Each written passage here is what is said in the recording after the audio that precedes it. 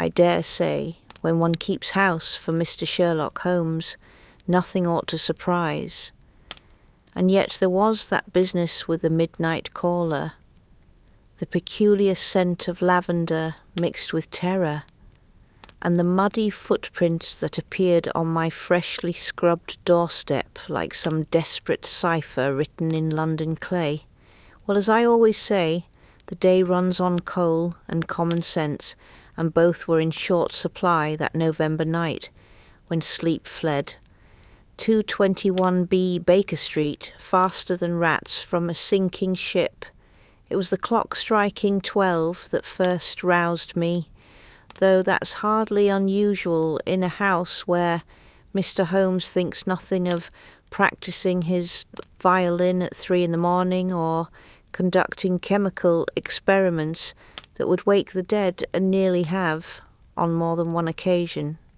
Bless him, he never thinks of the household rhythms, the way sound travels through these old walls like gossip through a servants' hall. I've grown quite accustomed to his nocturnal habits, truth be told. The melancholy strains of his violin have become rather like a lullaby to these old ears, even when he's sawing away at some impossible piece that would make a proper musician weep. But this night was different. The silence itself was wrong. You see, Mr. Holmes had been unusually quiet for 3 days, running a sure sign that his restless mind was chewing on some problem like a terrier with a particularly stubborn bone.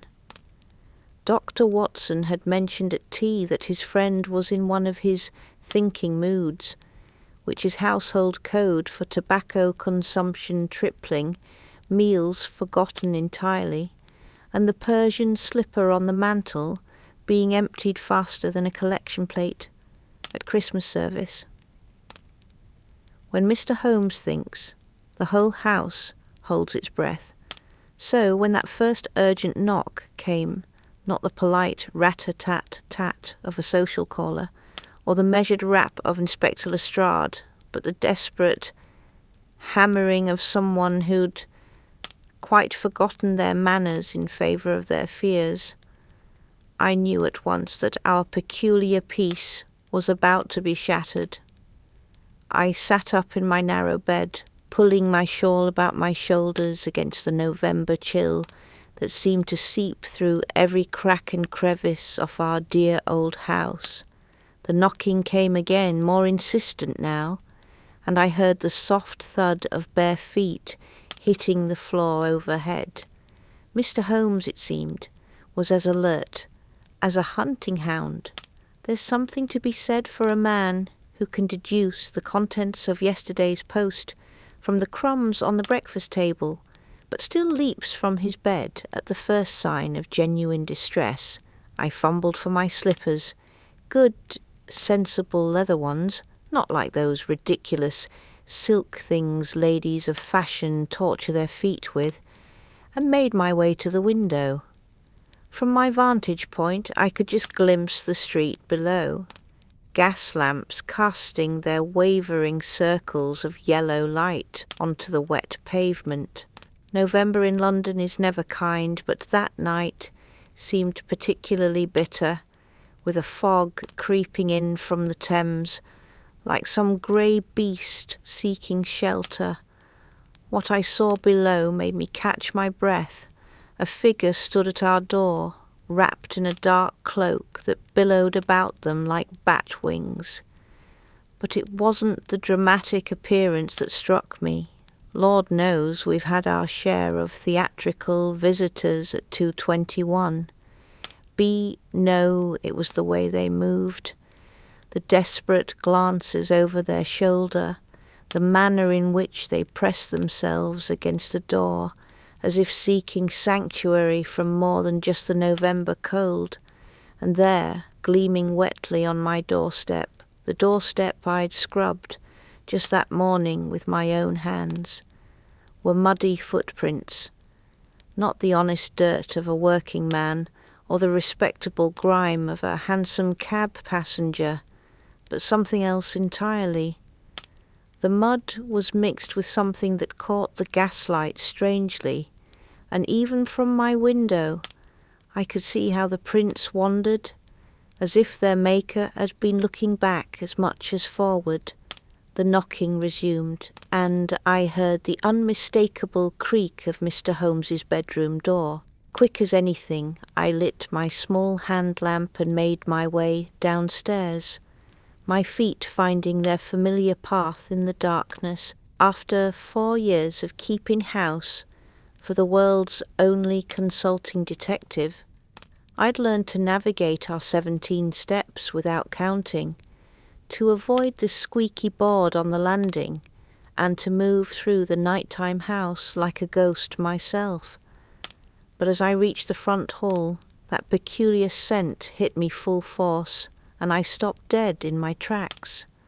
Lavender, good French lavender, the expensive sort that comes in little silk sachets and costs more per ounce than my weekly household allowance. But underneath it, sharp and unmistakable, was the metallic tang of fear. Real fear, the kind that makes the mouth go dry and the hands shake. I've smelled it before, you see. Not often, thank goodness, but enough to recognize it when it comes calling at midnight. The front door of 221B has seen more drama than a Drury Lane theatre, but it's still just a door solid oak with good brass fittings and a lock that Dr. Watson oils religiously every Sunday after church. It stood between us and London's criminal element more times than I care to count, and I've learned to trust its strength. But that night, with that desperate soul on the other side, it seemed thin as paper. I was reaching for the latch when I heard footsteps on the stairs, quick, light steps that could only belong to Mr. Holmes, followed by the heavier, more measured tread of Dr. Watson. Bless the doctor, he never lets his friend face danger alone, even when roused from honest sleep by a midnight emergency. Mrs. Hudson. Mr. Holmes's voice came softly from the landing above. Are you quite all right? Perfectly well, Mr. Holmes, I whispered back, though my heart was hammering like a woodpecker in spring. But there's someone at the door who seems in considerable distress. I heard the soft rustle of dressing gowns, the muffled conversation of 2 men, preparing for whatever the night might bring. In the 4 years I'd kept house for them, I'd seen them face down murderers and thieves, blackmailers and foreign agents, all with the same calm efficiency. But there was something about this midnight visitor that felt different, more personal somehow, more dangerous. The knocking came a 3rd time, weaker now, as if desperation was giving way to despair. I made my decision. Who is there? I called through the door, my voice carrying all the authority of a woman who'd run a respectable boarding house through 20 years of London's chaos. Please, came the reply, and I knew at once it was a woman's voice, cultured but strained to breaking. Please, I must speak with Mr. Holmes. I have nowhere else to turn. They all say that, of course. In my experience, people who seek out Sherlock Holmes have usually exhausted every conventional avenue of help. But there was something in this voice, a quality I'd learned to recognize over the years. This wasn't desperation born of guilt or greed. This was the sound of someone truly innocent, truly terrified, standing on my doorstep at midnight, because the alternative was unthinkable. I slipped the chain and turned the key, opening the door just wide enough to see my visitor properly. She was younger than her voice had suggested, perhaps 35, with the kind of refined features that speak of good breeding and careful education. Her cloak was well made, but travel-stained, and beneath it I caught a glimpse of a dark travelling dress that had seen better days. but it was her hands that told the real story. Gloved in good leather, but worn at the fingertips, trembling slightly as she clutched a small leather valise to her chest like a shield. "Mrs. Hudson?" she asked, and I nodded. "I'm Miss Eleanor Fairfax. I must speak with Mr. Holmes immediately. It's a matter of life and death." They always say that too, but looking into her eyes, wide and dark in a face pale with exhaustion, I believed her. There's a difference between dramatic exaggeration and genuine terror, and I'd learned to spot it from 3 streets away. "Come in, my dear," I said, stepping aside to let her enter. "You'll catch your death standing out in this weather." She practically fell across the threshold, and as she passed me, that lavender scent intensified. But now I could identify its source. A small silk sachet pinned inside her cloak, the kind of expensive detail that marked her as gentry, or at least someone accustomed to gentle living. The fear smell was stronger too, and I noticed how her eyes darted to every shadow, every corner, as if expecting danger to materialize from the very walls. "Mr. Holmes is awake," I assured her, closing and bolting the door behind her. "If you'll just wait in the sitting room, I'll bring up some tea and—" No, the word came out sharper than she'd intended, and she immediately softened her tone. "Forgive me, Mrs. Hudson, but there's no time for propriety. They could be here at any moment." As if summoned by her words, Mr. Holmes appeared at the top of the stairs, fully dressed despite the hour. His dark hair was dishevelled from sleep, but his eyes were alert and focused with that peculiar intensity that marked him as the most dangerous man in London, dangerous to criminals, that is. Behind him, Dr. Watson descended more slowly, still adjusting his waistcoat, but with his medical bag in hand. Always the doctor, always prepared to help. "Miss Fairfax, I presume?" Mr. Holmes said, his voice carrying that crisp authority that could command attention in a hurricane. "I heard voices and took the liberty of examining your approach from my window. Most illuminating." The young woman stared up at him with a mixture of hope and amazement. "You know my name? But how could you possibly—" "Elementary observation," Mr. Holmes replied, beginning his descent. "Your bearing suggests a governess or companion, educated but employed. Your cloak bears the maker's mark of a shop in Bath, suggesting provincial connections. The wear pattern on your gloves indicates extensive writing, and the ink stain on your right index finger confirms it. The valise you carry is expensive, but older gift, perhaps, or an inheritance. Most tellingly, the mud on your boots contains traces of clay, particular to the Kensington area, mixed with what appears to be coal dust from the rail terminus. You've come from Bath on the late train, hired a cab to Kensington, then walked the final distance here. Unusual behaviour, unless you feared being followed." Dr. Watson had reached the bottom of the stairs during this recitation, and he offered the young woman a reassuring smile.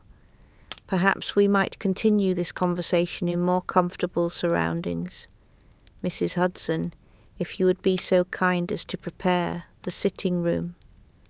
Bless Dr. Watson, always thinking of comfort and proper procedure, even in the midst of midnight drama. I bustled ahead of them, lighting the gas lamps in the sitting room and quickly assessing the state of things. Mr. Holmes had been experimenting again. I could see fresh acid stains on the deal table, despite the oilcloth I'd laid down yesterday. The violin bow lay askew on the mantel next to the Persian slipper, and I noticed with mild exasperation that tobacco had been scattered across the hearth rug again. The bare skin really would need a thorough beating tomorrow. But the room was warm at least. The fire had burned low but not out, and it took only a moment's work with the poker to coax it back to cheerful life. I lit the gas jets, arranged the chairs to best advantage, and made a mental note to bring up the good china. Something told me this was going to be a long night, and there's nothing like proper tea service to keep civilization intact when the world threatens to turn upside down. Miss Fairfax had settled into the chair nearest the fire, but she perched on its edge like a bird, ready for flight. Her valise remained clutched in her lap, and those dark eyes continued their nervous survey of every shadow, every corner. Mr. Holmes had taken his usual position by the mantel, one elbow resting on the marble, as he studied their visitor with the focused attention of a naturalist examining a particularly interesting specimen. "Now then," he said, his voice gentler than usual, "what brings you to Baker Street at such an hour? And please speak freely. Mrs. Hudson is the soul of discretion, and Dr. Watson is bound by professional confidentiality." The young woman glanced at me, and I saw a flicker of something, surprise perhaps that a consulting detective would include his landlady in such matters. But Mr. Holmes had learned over our years together that I had my own ways of gathering information, my own network of connections through the household staff of Marylebone and beyond, a wise man for all his peculiarities. 3 days ago, Miss Fairfax began, her voice steadying as she spoke, my employer, Lady Margaret Thornfield of Thornfield Hall in Somerset, died suddenly in her sleep. Natural causes, the doctor said. A weak heart brought on by the excitement of her grandson's engagement. But that very night men came to the house, rough men, asking questions about Lady Margaret's papers, her effects, her secrets. She paused, clutching the valise tighter. They claimed to be from her solicitor's office, but I knew every clerk in Mr. Thornfield's employ. These were strangers, and they carried themselves like. She shuddered, like men accustomed to taking what they want by force. And you, I take it, were in possession of something they desired, Mr. Holmes, prompted gently. Lady Margaret entrusted me with certain items shortly before her death, private papers, family documents. She made me promise to bring them to London, to a specific address she'd written down. But when I arrived at that address this morning, the house was empty, abandoned. The neighbours said the family had fled in the night, leaving no forwarding direction. Dr. Watson leaned forward in his chair. "And these men who came to Thornfield Hall, they followed you to London?" "I believe so," Miss Fairfax whispered. "I felt watched since I arrived, followed. This afternoon I caught sight of the same man 3 times in different parts of the city, and tonight at my lodgings." She broke off, colour draining from her already pale face. "What happened at your lodgings?"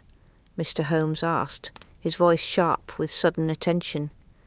"The landlady said men had been asking for me, describing me, offering money for information about my room, my belongings. I gathered what I could and fled immediately. I didn't know where else to turn. Lady Margaret once mentioned your name, Mr. Holmes.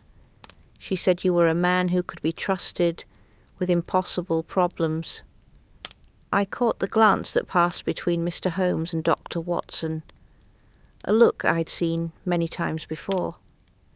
It spoke of cases accepted, dangers embraced, the peculiar satisfaction they both took in pitting their wits against the criminal classes of London.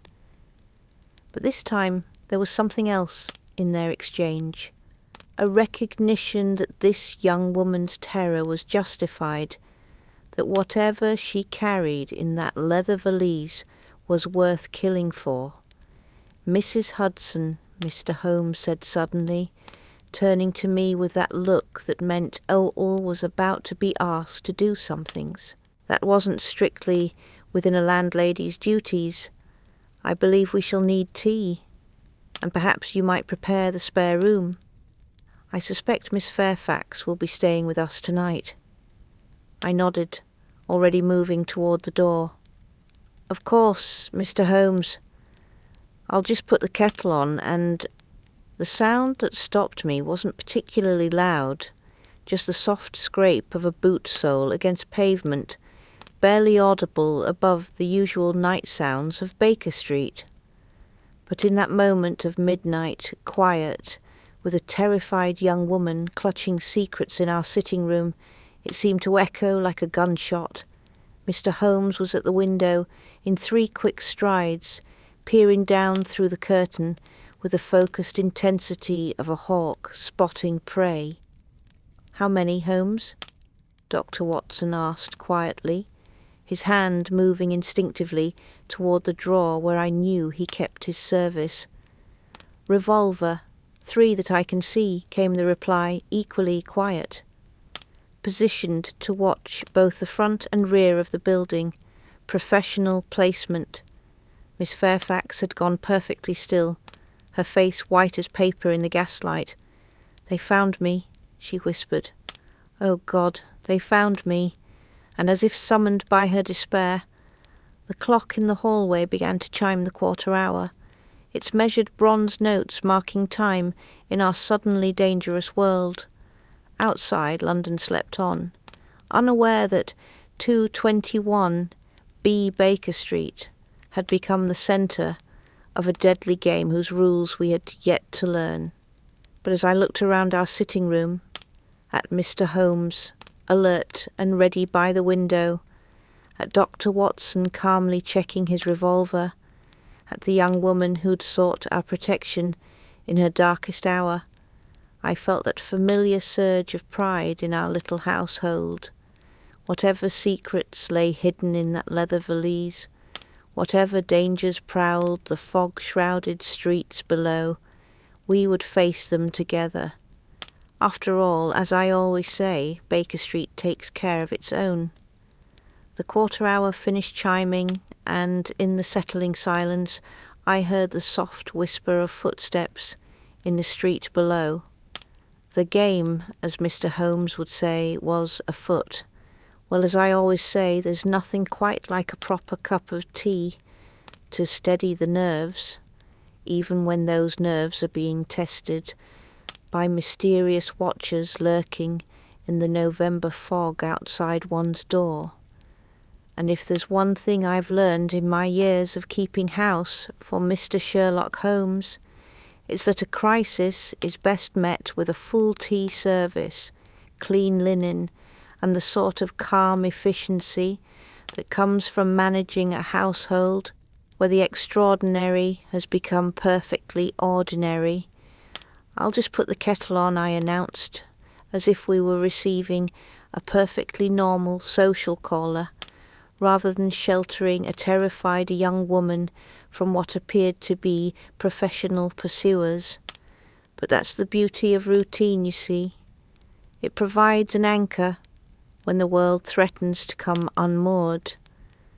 And besides, I've found that there's very little in this life that can't be improved by the simple ceremony of brewing proper tea. Mr. Holmes remained at the window, his sharp profile outlined against the gaslight as he continued his surveillance of the street below. There's something almost predatory about the way he watches, like a cat at a mouse hole, patient and utterly focused. Dr. Watson had positioned himself near the door, his medical bag set aside in favour of more immediate concerns, though his manner remained as courteous and measured as ever. Between the two of them, they commanded the sitting room with the quiet authority of men accustomed to danger. Poor Miss Fairfax sat frozen in her chair, like a rabbit caught in the open, that leather valise still clutched to her chest as if it were a shield against the world's cruelties. The firelight played across her pale features, emphasizing the dark circles beneath her eyes, and the way her hands trembled despite her obvious efforts at self-control. Whatever secrets she carried, whatever had driven her to our door at midnight, the poor creature was clearly at the end of her tether. "Miss Fairfax," I said gently, pausing at the door, "might I suggest you allow me to take your cloak? You'll be more comfortable, and it's quite safe here, I assure you. Mr. Holmes has never lost a client yet, and Dr. Watson is the finest marksman in Her Majesty's service." She looked up at me with those wide dark eyes, and I saw a flicker of something, gratitude, perhaps, or simply relief at being spoken to like a human being rather than a problem to be solved.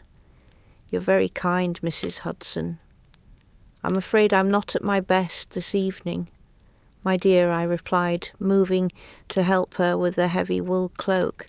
"Considering the circumstances, I think you're managing remarkably well. Now how do you take your tea? Milk and sugar, I hope. I find it's particularly restorative when one has had a trying day." As I lifted the cloak from her shoulders, I caught another whiff of that expensive lavender, but also something else, the faint mustiness of old paper, as if she'd been handling ancient documents. The valise in her lap was indeed well made, crafted of fine leather with brass fittings that had been recently polished. Whatever Miss Fairfax carried, she'd been taking exceptional care of it. "2 lumps, if you please," she said, her voice steadying slightly. Lady Margaret always said that proper tea could cure most of life's ills, though I'm not certain even Darjeeling is equal to the present circumstances. I hung her cloak on the stand by the door, noting the quality of the fabric and the careful mending at the hem, the work of someone who understood the value of good clothing, but lacked the means to replace it casually. A governess's careful economy, I thought, combined with gentle breeding. It's a particular sort of poverty, that of the educated but dependent, and I've seen enough of it to recognise the signs. Lady Margaret sounds like a woman of sense, I observed. I shall endeavour to honour her memory with my very best service. Making my way down to the kitchen, I reflected on the peculiar situation developing above. In my 4 years as landlady to Mr. Holmes and Dr. Watson, I'd grown quite accustomed to midnight visitors, desperate clients, and the occasional criminal attempting to breach our domestic tranquillity. But there was something different about Miss Fairfax, a quality of genuine innocence mixed with carefully contained terror that suggested she'd stumbled into circumstances far beyond her usual experience. The kitchen at 221B is my particular domain, a realm of copper pots and scrubbed deal tables where I maintain order despite the chaos that regularly descends upon the floors above. The range was still warm from the evening's cooking, and it took only moments to coax the fire back to proper heat and set the large copper kettle to boil. While waiting for the water, I prepared my best china, not the everyday service, but the delicate spode with the blue roses that had belonged to my dear mother.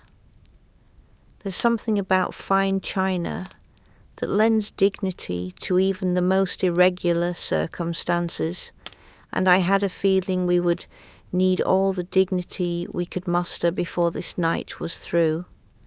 I arranged the cups and saucers on my largest silver tray, added the matching sugar bowl and cream jug, and selected a plate of the seed cake I'd baked just that morning.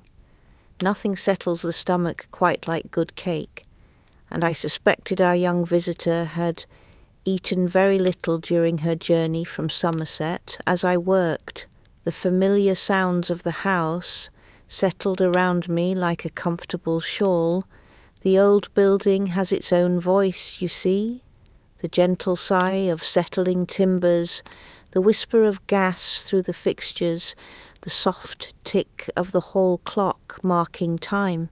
But tonight those usual sounds were overlaid with others. The low murmur of conversation from the sitting room above, the occasional creak of floorboards as Mr. Holmes paced, and once, very faintly, what might have been a footstep in the alley behind the house. The kettle's whistle brought me back to immediate concerns, and I prepared the tea with the care such circumstances demanded.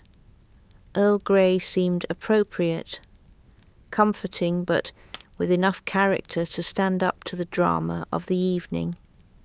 As the leaves steeped, I found myself thinking about the strange arithmetic of keeping a house for extraordinary men. There's the normal accounting, of course, coal and candles, food and laundry, the weekly wages for young Billy, the page, and Sarah, the maid. But then there's the other ledger, the one written in worry and pride, in midnight, terrors faced, and morning victories celebrated, in the peculiar satisfaction of providing a haven for those who make their living wrestling with London's darkest secrets. Tonight's entry would be interesting indeed. I carried the tray upstairs with the careful dignity of a woman who'd served tea in circumstances ranging from the perfectly mundane to the utterly bizarre. The sitting room had settled into that particular tension that precedes action. Mr. Holmes, still at his post by the window, Dr. Watson examining the contents of what I recognised as his medical bag, and Miss Fairfax watching them both with the desperate attention of someone whose life might depend on their competence. "Ah, Mrs. Hudson," Dr. Watson said, rising to help me with the tray. "You're an angel of mercy. I believe we could all benefit from your excellent tea."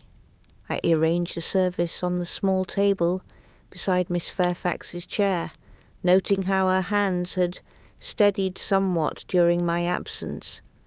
There's something about the familiar ritual of tea preparation that seems to calm even the most agitated spirits, and I took particular care with the ceremony, warming the cups, measuring the sugar, adding just the right amount of cream to achieve that perfect amber shade that speaks of proper brewing. "There now," I said, settling the cup into her trembling hands. "Drink up, my dear. You'll feel the thing more directly." She accepted the cup gratefully, and I was pleased to see colour beginning to return to her pale cheeks as she sipped the hot liquid. "Thank you, Mrs. Hudson. You're very kind to receive an uninvited guest at such an hour." "Nonsense," Elle replied, preparing cups for the gentleman. "Anyone seeking Mr. Holmes's assistance is welcome here, day or night, though I must say you've chosen a rather dramatic hour for your arrival." Mr. Holmes accepted his tea without comment, though I noticed he positioned himself so he could continue watching the street. While sipping, Dr. Watson settled into his customary chair with a grateful sigh, and for a moment our little gathering achieved something approaching normalcy. The fire crackled pleasantly, the gas jets cast their warm glow, and the delicate clink of china provided a civilized counterpoint to the wild tale we'd been hearing. "Now then," Mr. Holmes said, turning slightly from the window, but keeping one eye on the street below, "perhaps you could tell us more about these documents that have attracted such unwelcome attention. What exactly did Lady Margaret entrust to your care?" Miss Fairfax set down her teacup with a slight rattle against the saucer, the only sign of the effort it cost her to maintain her composure. Lady Margaret was not like other employers. She had been a great beauty in her youth, you understand, and had attracted the attention of some very prominent gentlemen who went on to achieve positions of considerable influence in government and society. "Ah," said Dr. Watson quietly, understanding dawning in his kind eyes. And these gentlemen remained grateful for her discretion over the years. "Indeed," Miss Fairfax replied, her voice dropping to barely above a whisper. She received regular correspondence from various quarters, gifts, shall we say, that ensured her comfortable retirement from society. But she was no blackmailer, Dr. Watson. Lady Margaret was a woman of principle. She never demanded anything beyond what was freely offered, and she never used her knowledge to harm anyone. Mr. Holmes had turned fully from the window now, his attention completely focused on our visitor. But she was careful to preserve evidence of these friendships. For her own protection, yes. She often said that her greatest asset was not what she knew, but what others believed she might know. The truth was far more innocent than the rumours suggested, but the perception itself provided a certain security. I found myself nodding in understanding.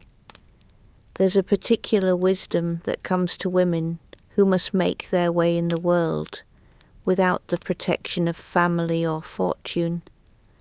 The knowledge that reputation, carefully managed, can be as valuable as money in the bank. Lady Margaret sounded like a woman who'd learned to navigate society's treacherous waters with skill and dignity, and now, Dr. Watson continued gently, with Lady Margaret's death, that protection has ended, and someone is eager to ensure that her secrets die with her. "Precisely," Miss Fairfax said, clutching the valise tighter. "But there's more to it than simple blackmail prevention. Among Lady Margaret's papers are documents that could implicate certain individuals in matters far more serious than mere social indiscretions.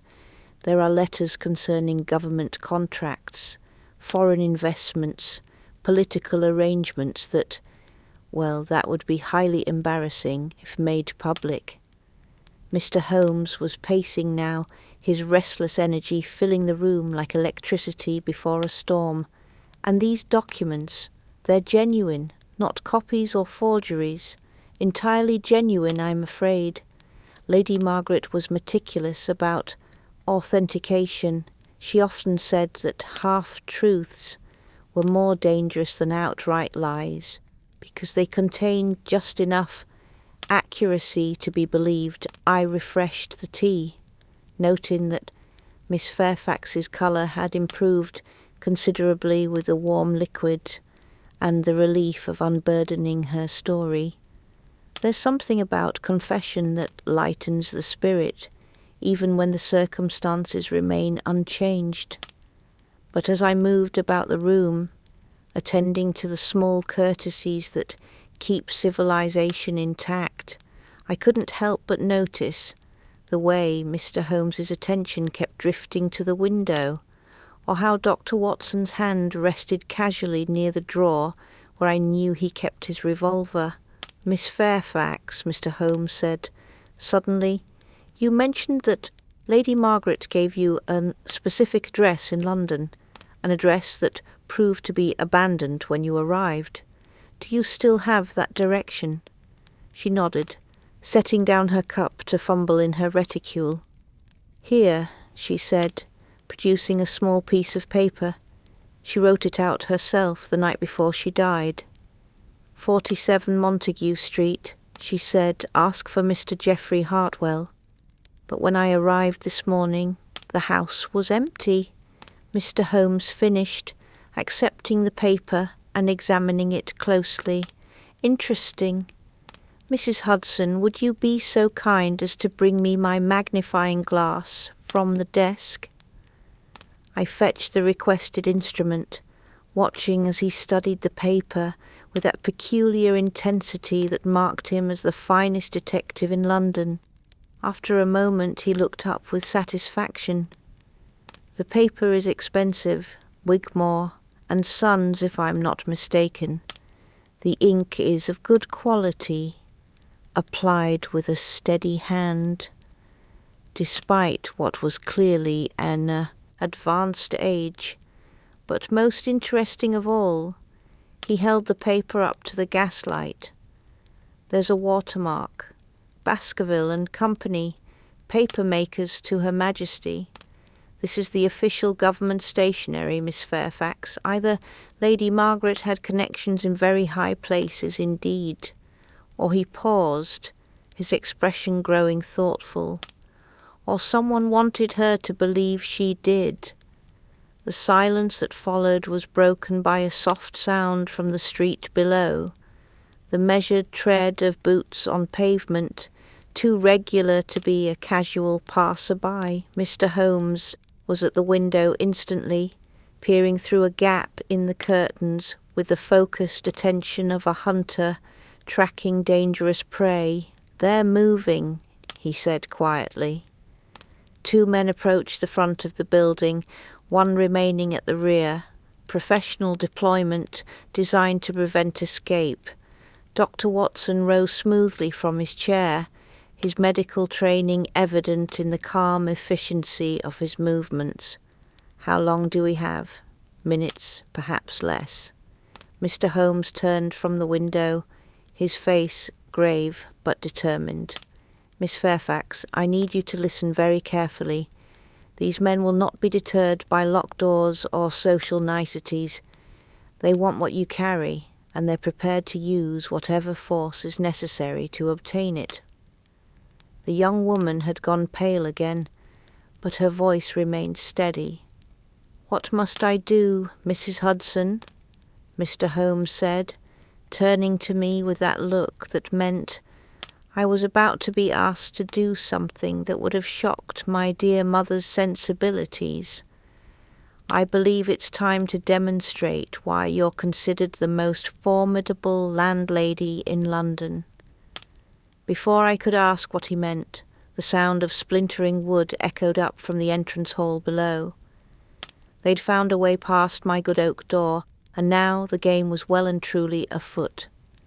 But as I looked around our sitting room, at Mr. Holmes, alert and ready, at Dr. Watson calmly checking his weapon, at Miss Fairfax clutching her secrets with quiet courage, I felt that familiar surge of pride in our little household. Whatever came through that door, whatever dangers stalked the fog-shrouded streets of London, we would meet them with the particular combination of intellect, courage, and good old-fashioned British determination that had never failed us yet. After all, as I always say, there's nothing quite like property and a united front when facing the criminal classes of London. The footsteps on the stairs were getting closer. Well, as I always say, there's nothing quite like the sound of one's front door being forced to concentrate the mind wonderfully on the practical matters at hand. And the most practical matter just then was the realization that my lovely oak door, the one Dr. Watson oils so religiously every Sunday, was apparently no match for whatever implements our midnight callers had brought to bear upon it. The splintering crash that echoed up from the entrance hall was followed by the unmistakable sound of heavy boots on my good Turkish runner, and I found myself thinking, quite irrelevantly, that those boots had better be clean, or there would be words spoken, criminal intent or no criminal intent. "Mrs. Hudson," Mr. Holmes said quietly, his voice carrying that particular tone of calm authority that could cut through a hurricane. Might I suggest you escort Miss Fairfax to your sitting room while Dr. Watson and I receive our visitors? I believe they'll be far more interested in what we have to say than in examining the household arrangements. Now, it's not in my nature to retreat from difficulties. One doesn't successfully manage a boarding house in Marylebone for 20 years by shrinking from confrontation. But I've also learned over my years of keeping house for the world's only consulting detective that there are times when discretion serves better than valor, particularly when that discretion allows one to position oneself where certain conversations might be overheard and properly evaluated. Of course, Mr. Holmes, I replied, moving swiftly to Miss Fairfax's side. Come along, my dear. I think you'll find my private sitting room quite comfortable, and it has the advantage of being situated where we might keep apprised of developments. Miss Fairfax rose from her chair with that leather valise still clutched to her chest, her face pale but determined. Should I not remain? If these men want what I carry, they want information first, Mr. Holmes said, adjusting his dressing gown with a sort of casual confidence that suggested armed intruders were merely another variety of social caller. And they'll expect to find you cowering somewhere nearby, which gives us a considerable advantage. Mrs. Hudson, if you would.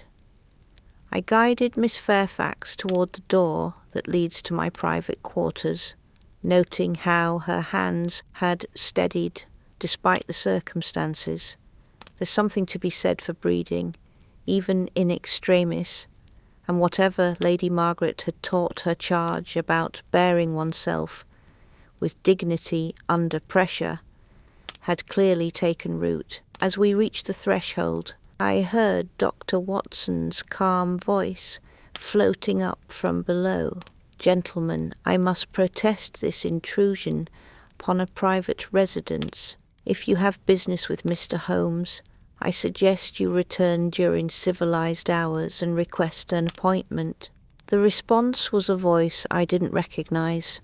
Rough, London-bred, with the particular confidence that comes from being accustomed to taking what one wants by force. We'll have our business now, Doctor. Where's the woman? I'm sure I don't know to whom you refer, Dr. Watson replied, with that maddeningly polite tone he could deploy like a weapon when circumstances required. Mr. Holmes and I were just enjoying a quiet evening at home. Perhaps you've confused us with someone else. I settled Miss Fairfax in my own comfortable chair by the small fireplace, then moved to the connecting door, the one that leads back towards the main sitting room. My private quarters are positioned quite advantageously for someone who might need to monitor the household security, and over the years I've found that the thin walls of our dear old building carry sound remarkably well when one knows where to listen. The footsteps had reached the landing now, and I could hear the measured tread of at least 3 men ascending toward the sitting room. Through the walls Mr. Holmes's voice carried clearly, pitched with that deceptive mildness that usually preceded his most devastating observations. Good evening, gentlemen. I do hope you'll forgive the informal reception, but we weren't expecting company at quite this hour. Might I offer you tea? Mrs. Hudson makes an excellent service, though I'm afraid she's just retired for the evening. Cut the pleasantries, came that rough voice again, closer now. We know she's here. The Fairfax woman. Where is she? There was a moment of silence, and I could picture Mr. Holmes in my mind's eye, standing by the fireplace perhaps, or near his chemical apparatus, projecting that particular combination of intellectual superiority and physical readiness that had cowed everyone from street criminals to cabinet ministers. "Miss Fairfax," he said finally, as if the name were entirely new to him. "I'm afraid I'm not acquainted with anyone by that name. Dr. Watson, do we know any Miss Fairfax?" "I don't believe so," came the doctor's measured reply, "though of course we meet so many people in the course of our work. Perhaps you could be more specific about this lady's circumstances." I found myself smiling despite the circumstances. In my 4 years of keeping house for these extraordinary men, I'd witnessed this particular dance many times, the way they could turn a simple conversation into a battlefield, where wit and observation served as weapons more deadly than any revolver. But tonight felt different, more dangerous somehow, as if the usual rules of engagement had been suspended. "Don't play games with us, Holmes." A different voice this time, educated but cold. "We know she came here tonight. We followed her from the railway station, tracked her through half of London. She's carrying something that doesn't belong to her, and we mean to have it back." "Indeed?" Mr. Holmes sounded genuinely interested. "And what might this mysterious object be? I find myself quite curious about anything that would motivate gentlemen to break down doors at midnight." Miss Fairfax had gone rigid beside me, her knuckles white where she gripped the valise. I placed a gentle hand on her arm, offering what comfort I could, while straining to hear every word of the conversation in the next room. The fire in my small grate crackled softly, providing a homey counterpoint to the deadly, serious discussion taking place just beyond the wall. "Papers," came the reply, "private documents that were taken from Thornfield Hall without authorization. We represent certain interests that have a legitimate claim to those materials." "Fascinating," Mr. Holmes said, and I could hear the genuine intrigue in his voice. "And these interests, might I inquire as to their nature? I find myself professionally curious about any organization that operates through midnight break-ins rather than legal channels." There was a sound then, the scrape of a chair being moved, perhaps, or someone shifting position in a way that suggested patience was wearing thin. When the educated voice spoke again, it carried a note of barely controlled threat. "Our patience has limits, Mr. Holmes. We know the woman is here. We know she carries Lady Margaret's private papers. Those documents contain information that could be misinterpreted if they fell into the wrong hands. Surely a man of your intelligence can appreciate the delicate nature of the situation." "Oh, I appreciate it entirely," Mr. Holmes replied smoothly. "I also appreciate the delicate nature of breaking and entering, assault on private property, and threatening behaviour toward respectable citizens. Dr. Watson, would you say our visitors are demonstrating the sort of conduct one might expect from legitimate representatives of anyone's interests?" "Hardly," came the dry reply. "In my experience, gentlemen with legitimate business prefer to conduct it during daylight hours, through proper channels, and without the need for forced entry." Miss Fairfax leaned closer to me, her voice barely a whisper. "Mrs. Hudson, should I give them what they want? I can't bear the thought of Mr. Holmes and Dr. Watson coming to harm because of my troubles." I patted her hand gently, thinking of all the times I'd seen these two remarkable men face down dangers that would send lesser souls fleeing into the night. "My dear," I whispered back, "if there's one thing I've learned in my years here, It's that Mr. Holmes and Dr. Watson are more than capable of handling a few ruffians, no matter how well dressed or well spoken they might be. Besides, something tells me those papers of yours represent more than just private embarrassment. From the sitting room came the sound of movement, several men shifting positions simultaneously, the scrape of furniture being pushed aside. The atmosphere was growing more tense by the moment, like the air before a thunderstorm. "We're through with games," the rough voice declared. "Search the premises. Start with the bedrooms, then work your way down.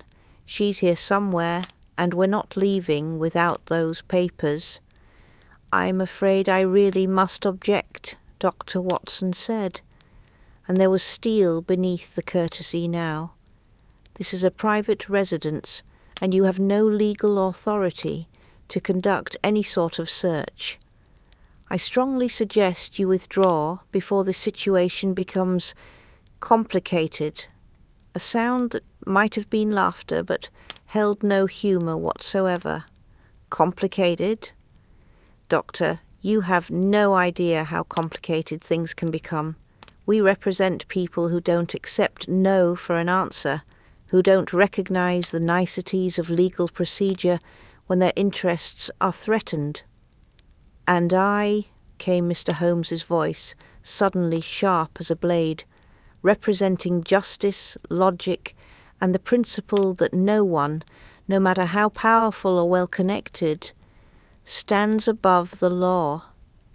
"If you wish to search these premises, I suggest you return with a properly executed warrant. Until then you are trespassing, and I would advise you to leave immediately."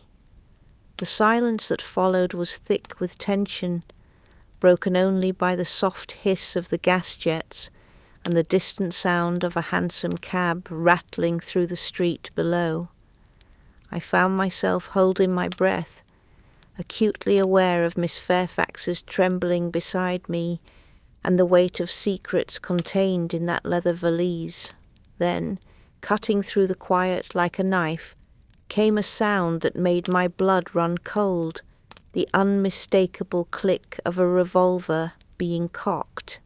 "We're not leaving empty-handed," the educated voice said, with deadly calm. "Now you can make this easy or difficult, but those papers are coming with us tonight. The only question is whether anyone gets hurt in the process." There was a moment of absolute stillness, and then I heard Dr. Watson's voice, calm as if he were discussing the weather. "Holmes, would you say that constitutes a direct threat to our persons?" "I would indeed, Watson. Most explicitly, wouldn't you agree?" "Quite explicit, which, under the circumstances, justifies a certain response." What followed was a sound I'd never heard before in our sitting room, but which I recognised from Dr. Watson's war stories, the metallic click-snap of a military revolver being readied for action, executed with the precision of a man who'd faced Afghan tribesmen and lived to tell the tale. "Gentlemen," Dr. Watson said conversationally, "I believe I should mention that I am an excellent shot, having learned my marksmanship in circumstances considerably more challenging than a London sitting room. I would strongly advise against any precipitous action." Miss Fairfax was gripping my arm now, her eyes wide with terror. "This is all my fault," she whispered. "I should never have come here. I should never have involved innocent people in Lady Margaret's troubles." "Hush now," I murmured, though my own heart was beating rather faster than usual. "Mr. Holmes and Dr. Watson has faced worse than this, I assure you. And those papers you carry, something tells me they're important enough to be worth a little risk." From the sitting room came the sound of careful movement, feet shifting on floorboards as the opposing forces reassessed their positions. The tension was thick enough to cut with a knife, and I found myself thinking that this was rather more exciting than one usually expected in a respectable boarding house, even one that catered to consulting detectives. "You're making a mistake, Holmes," the educated voice said, though some of the confidence had gone out of it. "The people we represent have resources you can't imagine.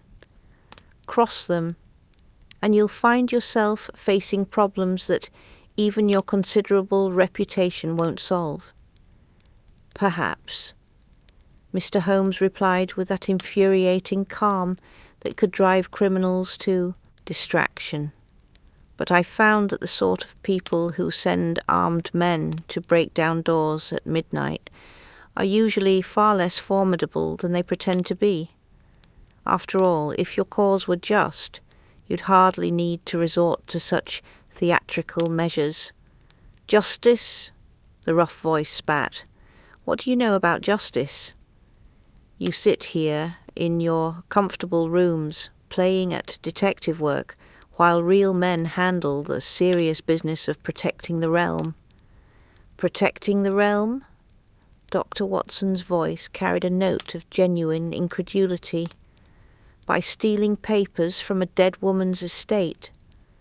By threatening innocent citizens? I've served the Crown, sir, and I can assure you that this is not how honourable men conduct the Queen's business."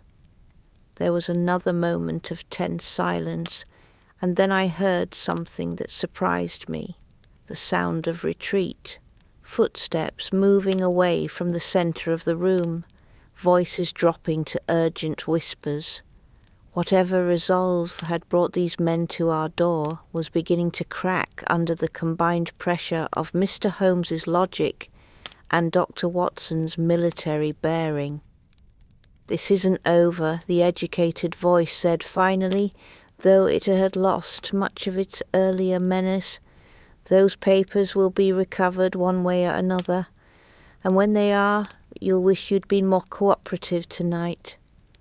"I rather doubt that," Mr. Holmes replied cheerfully. "But please don't let me detain you. I'm sure you have other innocent citizens to terrorize before dawn." The sound of boots on the stairs told me our uninvited guests were finally taking their leave, though I noticed they moved with considerably less confidence than they'd shown on their arrival. There's something about being outmaneuvered by superior intellect that tends to deflate even the most determined criminal enterprise. Miss Fairfax and I remained perfectly still until we heard the front door close, rather more gently than it had been opened, I noted with satisfaction. Only then did I allow myself to breathe normally again, though my hands were still trembling slightly as I reached for the brandy I keep in my private sitting room for medicinal purposes. "There now," I said, pouring a small measure for Miss Fairfax and another for myself. "That's what was taken care of. I told you Mr. Holmes and Dr. Watson were more than capable of handling a few ruffians." But even as I spoke the words, I couldn't shake the feeling that this was merely the opening gambit in a much larger and more dangerous game. Those men had retreated, yes, but they hadn't surrendered, and whatever secrets Lady Margaret had entrusted to Miss Fairfax's care were clearly valuable enough to justify considerable risk and expense in their recovery. From the sitting room came the sound of voices, Mr. Holmes and Dr. Watson conducting their post-crisis review, no doubt analysing every word and gesture from their unwelcome visitors. It was a ritual I'd observed many times before, the way they dissected each case like surgeons examining a particularly interesting specimen. Mrs. Hudson. Miss Fairfax's voice was small and uncertain. What do we do now? They'll be back, won't they? They won't simply give up because of one setback. I settled into my chair with my brandy, considering the question carefully. In my years of keeping house for Sherlock Holmes, I'd learned that there were usually 3 phases to any serious case: the initial crisis, the period of investigation and manoeuvring, and finally the resolution, which sometimes came with considerable drama attached. "Oh, they'll be back," I said with more confidence than I felt. "But next time we'll be ready for them, and in the meantime Mr. Holmes will be working on the problem. You'll see, by morning he'll have unravelled half their secrets and be well on his way to sorting the whole business out." Miss Fairfax clutched her valise tighter, and in the firelight I could see the weight of responsibility pressing down on her slight shoulders. "I keep thinking about Lady Margaret," she said softly, "about her last words to me. She said the papers were my insurance policy, my protection against those who might wish me harm, but they feel more like a death sentence now." "What exactly did she tell you?" I asked gently, refilling her brandy glass. "About the papers, I mean, and why were they so important?" Miss Fairfax stared into the fire for a long moment before speaking. She said that knowledge was the only real power a woman could possess in this world, but that it was also the most dangerous.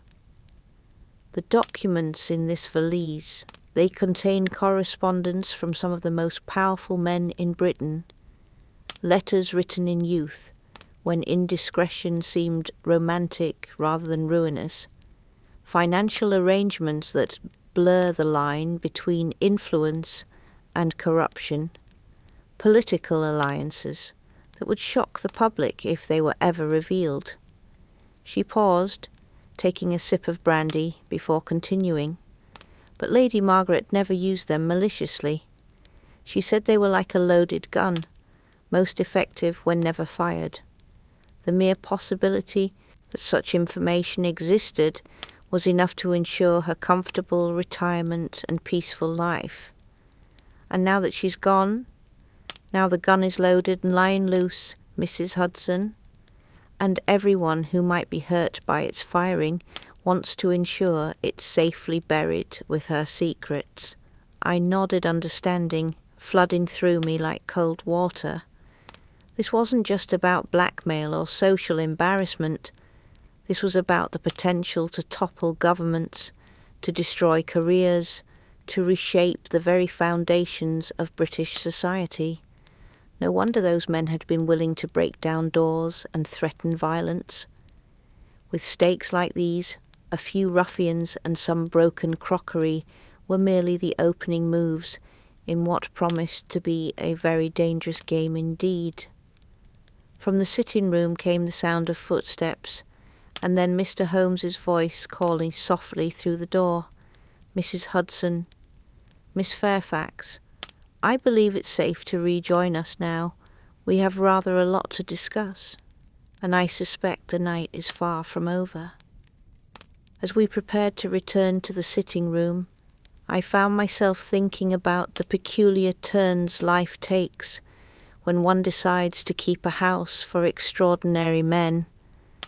When I'd first let rooms to Mr. Holmes and Dr. Watson, I'd expected eccentricity, irregular hours, and perhaps the occasional odd visitor.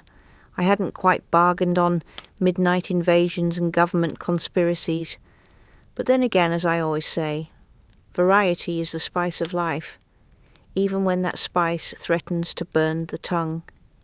Whatever came next, whatever dangers still lurked in the fog-shrouded streets of London, we would face them together. After all, Baker Street has always taken care of its own, and Miss Fairfax, with her secrets and her courage, had become one of us the moment she knocked on our door, seeking sanctuary. The game, as Mr. Holmes would say, was very much afoot. Well, as I always say, there's nothing quite like the smell of bacon and the sound of coal settling in the grate to restore one's faith in the natural order of things, even after a night that has included armed intruders, government conspiracies, and enough drama to stock a sensation novel for a year. But that's the beauty of morning routines, you see. They anchor the soul when the world threatens to spin off its axis, and there's precious little in this life that can't be improved by a proper breakfast served at the proper time. The clock in the hall had just struck 6 when I made my way down to the kitchen, leaving Miss Fairfax sleeping peacefully in my best guest room under a pile of Goodwill blankets and the watchful eye of Dr. Watson, who'd insisted on keeping vigil from the sitting room throughout the small hours. Bless the man.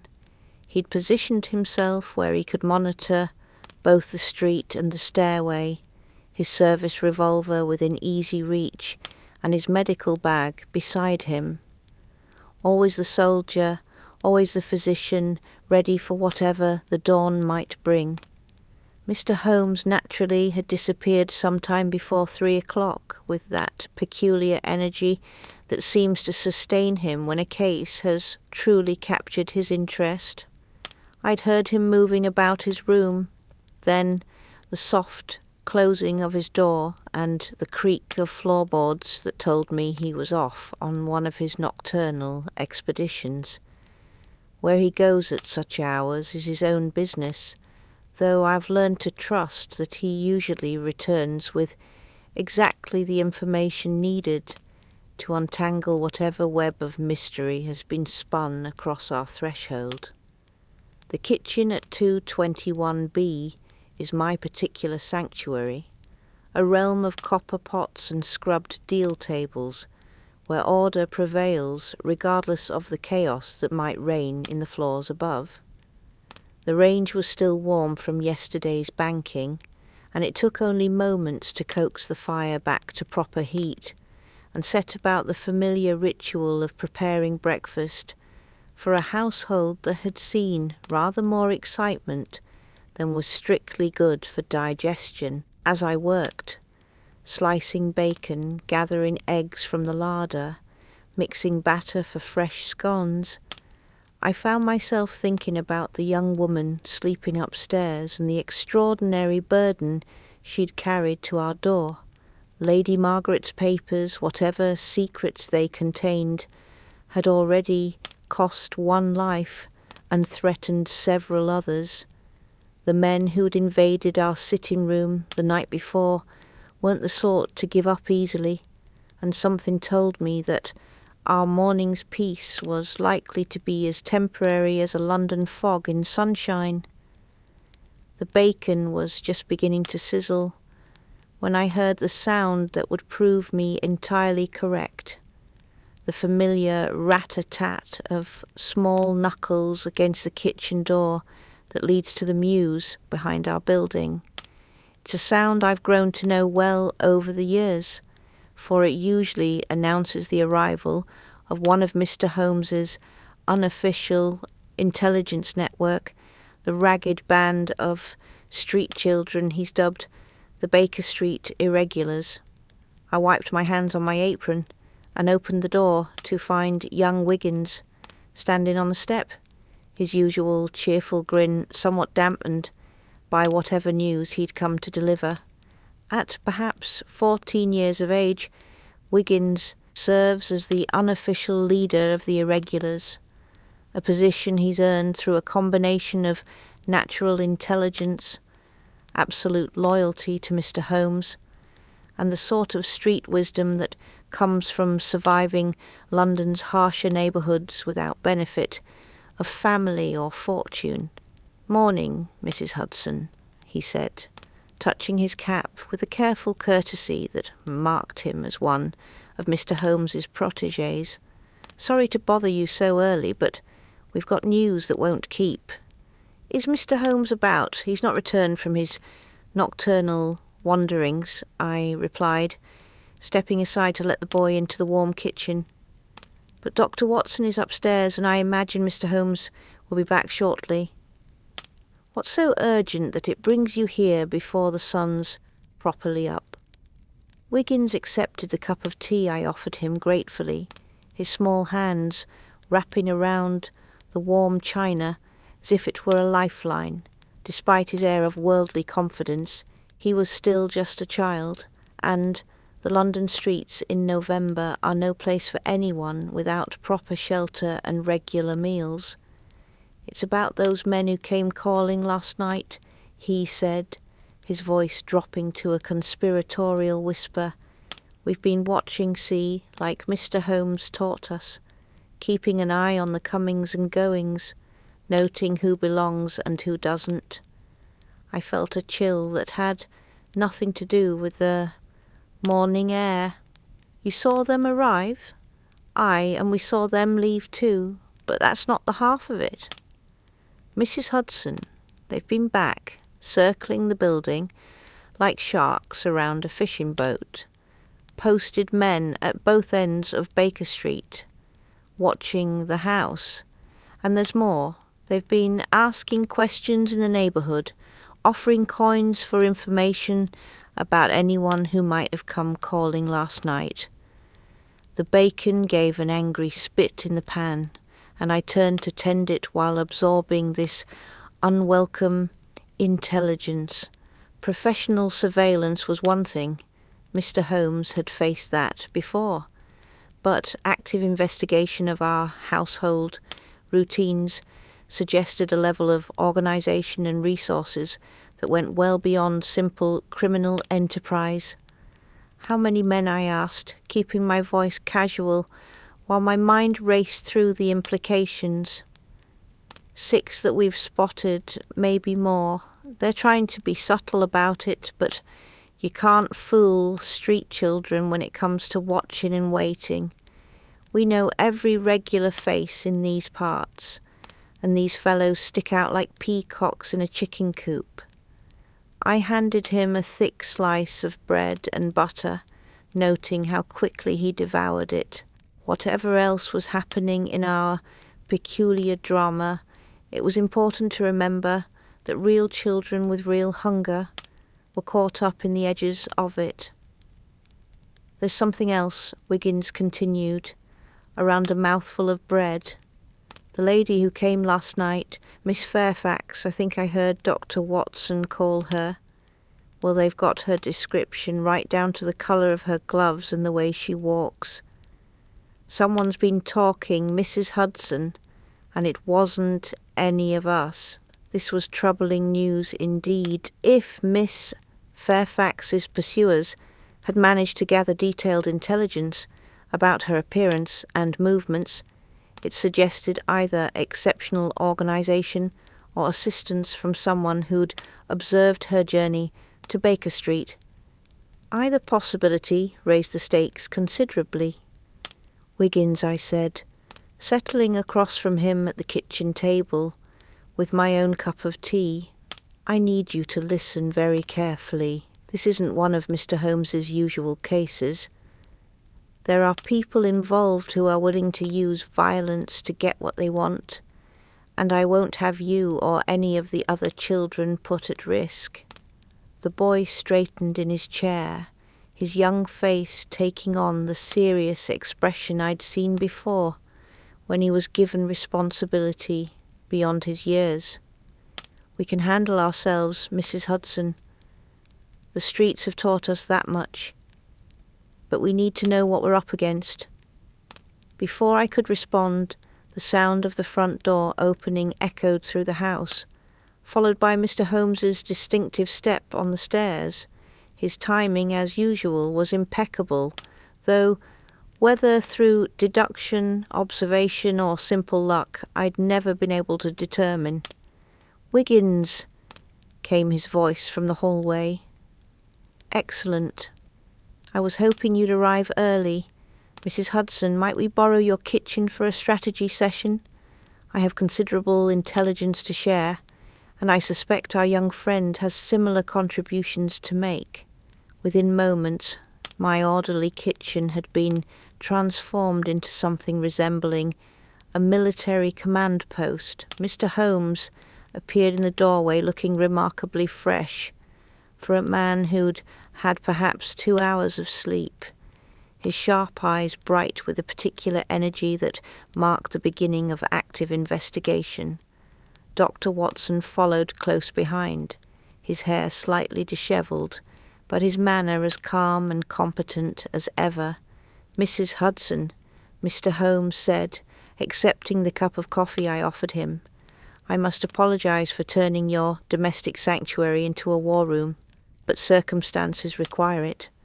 The situation has become considerably more complex during the night." "Indeed," Elle replied, continuing my breakfast preparation while keeping one ear tuned to the conversation. "Young Wiggins here has been telling me about surveillance and inquiries in the neighbourhood. It seems our visitors last night were merely the opening gambit." "Precisely," Mr. Holmes confirmed, settling into one of my kitchen chairs with the casual grace that characterized all his movements. "My own nocturnal investigations have revealed that we're dealing with an organization of considerable scope and influence. The men who broke down our door represent merely the enforcement arm of something much larger." Dr. Watson accepted his own coffee gratefully, adding sugar with the careful precision of a man whose hands had been steady through surgical procedures and battlefield medicine alike. "What did you discover, Holmes?" "Several fascinating details," Mr. Holmes replied, producing a small notebook from his jacket pocket. "First, our visitors last night were not common criminals despite their crude methods. The leader, the one with the educated voice, had his boots made by Lobb and Sons, his coat tailored in Savile Row. Professional men of violence, perhaps, but employed by someone with considerable resources." "And second," Dr. Watson prompted, though his attention was divided between the conversation and the systematic loading of his service revolver, a precaution that did nothing to calm my nerves. "Second, the abandoned house in Montague Street, the address Lady Margaret gave to Miss Fairfax, was not randomly chosen. The property has been empty for exactly 3 weeks, and its former occupant was one Geoffrey Hartwell, recently deceased, under circumstances that the local constabulary found intriguing." Wiggins leaned forward in his chair, his street child's instincts for survival sharpening his attention to every detail. "Someone's been cleaning the house, then? Getting rid of people who might know too much?" "That would be my assessment," Mr. Holmes confirmed with a nod of approval for the boy's quick thinking. "Lady Margaret's death may have been natural, but the timing suggests someone was already moving to consolidate control over her network of secrets. I found myself thinking of Miss Fairfax sleeping upstairs, clutching that leather valise even in her dreams. And our young guest, what becomes of her in all this manoeuvring?" The look that passed between Mr. Holmes and Dr. Watson was answer enough. Miss Fairfax was not merely a witness to these events. She was a target, and the papers she carried made her valuable enough to justify considerable risk and expense in their recovery. "Mrs. Hudson," Mr. Holmes said gently, "I must ask something of you that goes well beyond the usual duties of a landlady. We need to move Miss Fairfax to a place of safety, but any conventional refuge would be compromised within hours. However, your own connections in the household networks of Marylebone might provide options that even my methods couldn't duplicate." I set down my teacup carefully, understanding the full implications of what he was asking. In my 20 years of managing boarding houses and maintaining the delicate social networks that keep a neighbourhood functioning, I developed connections throughout the domestic world of London. Ladies, maids who knew their mistresses' secrets, cooks who understood the economics of running a great house, housekeepers who could arrange temporary accommodation without awkward questions. "You want me to hide her among the servants' networks," I said, "where she'd be invisible to anyone looking for a lady travelling alone." "Exactly. A governess between positions, perhaps, or a lady's companion seeking temporary employment. Someone who would blend seamlessly into the background of domestic life while we work to resolve the larger problem." Wiggins cleared his throat politely. "Begging your pardon, Mr. Holmes, but that might not be as simple as it sounds. Word's already out in the streets about the lady. Description, habits, the way she carries herself. Someone's been spreading information and it's reached ears that sell what they hear." The implications of this intelligence settled over our small gathering like a London fog. If Miss Fairfax's description was already circulating through the criminal networks of the city, any conventional hiding place would be compromised before she could reach it. "Then we must be unconventional," Mr. Holmes said with that slight smile that usually preceded his most audacious plans. "Mrs. Hudson, what would you say to the idea of hiding Miss Fairfax in plain sight?" Before I could ask what he meant, the sound of approaching footsteps in the street outside drew our attention. Not the measured tread of a constable or the casual pace of an early morning worker, but the purposeful stride of men with specific business to conduct. "Company," Dr. Watson observed mildly, moving to the window that overlooked the mews behind our building. 3 men, well dressed, but armed. They're positioning themselves to cover both the front and rear exits. Wiggins was on his feet instantly, his street child's instincts for danger fully alert. "They're moving faster than we expected. Someone must have told them about the morning routines when people come and go." Mr. Holmes rose from his chair with fluid grace, his mind clearly racing through possibilities and contingencies. "Mrs. Hudson, I believe it's time to wake our guest. The game has accelerated beyond our initial expectations." But even as he spoke, we heard the sound of footsteps on the stairs above. Light, quick steps that could only belong to Miss Fairfax herself. Apparently the poor girl had inherited some of her employer's instincts for danger, because she appeared in the kitchen doorway, fully dressed and carrying that ubiquitous leather valise. "I heard voices," she said, her face pale but determined, "and I saw men in the street from my window.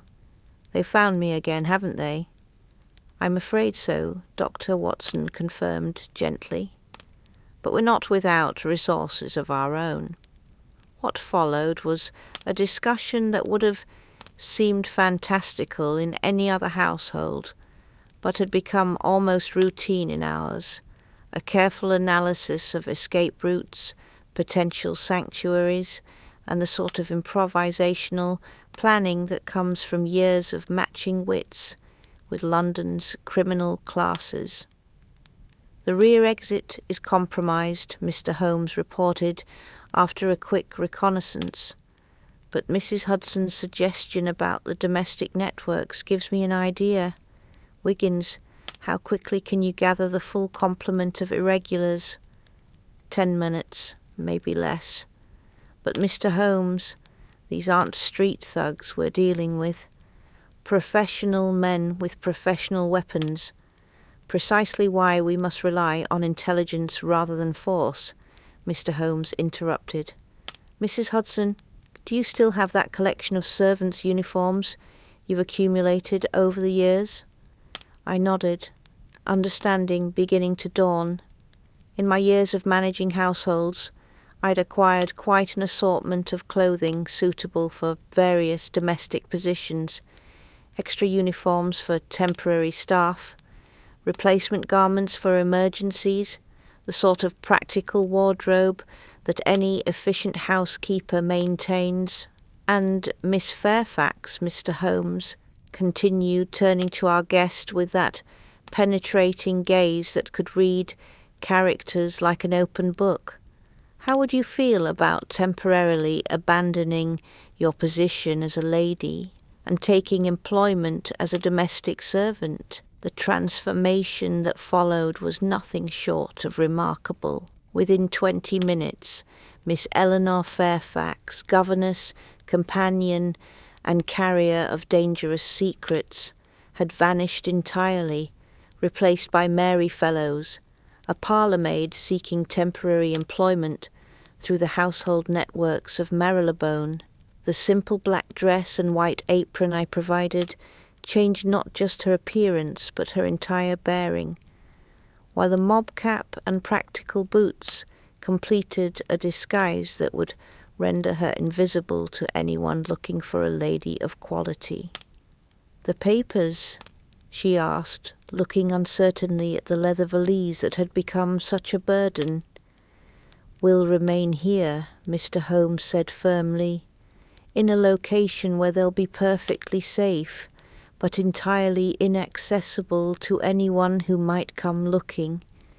Mrs. Hudson, I believe you mentioned once that this building has certain architectural features dating to its construction." I smiled, understanding his meaning.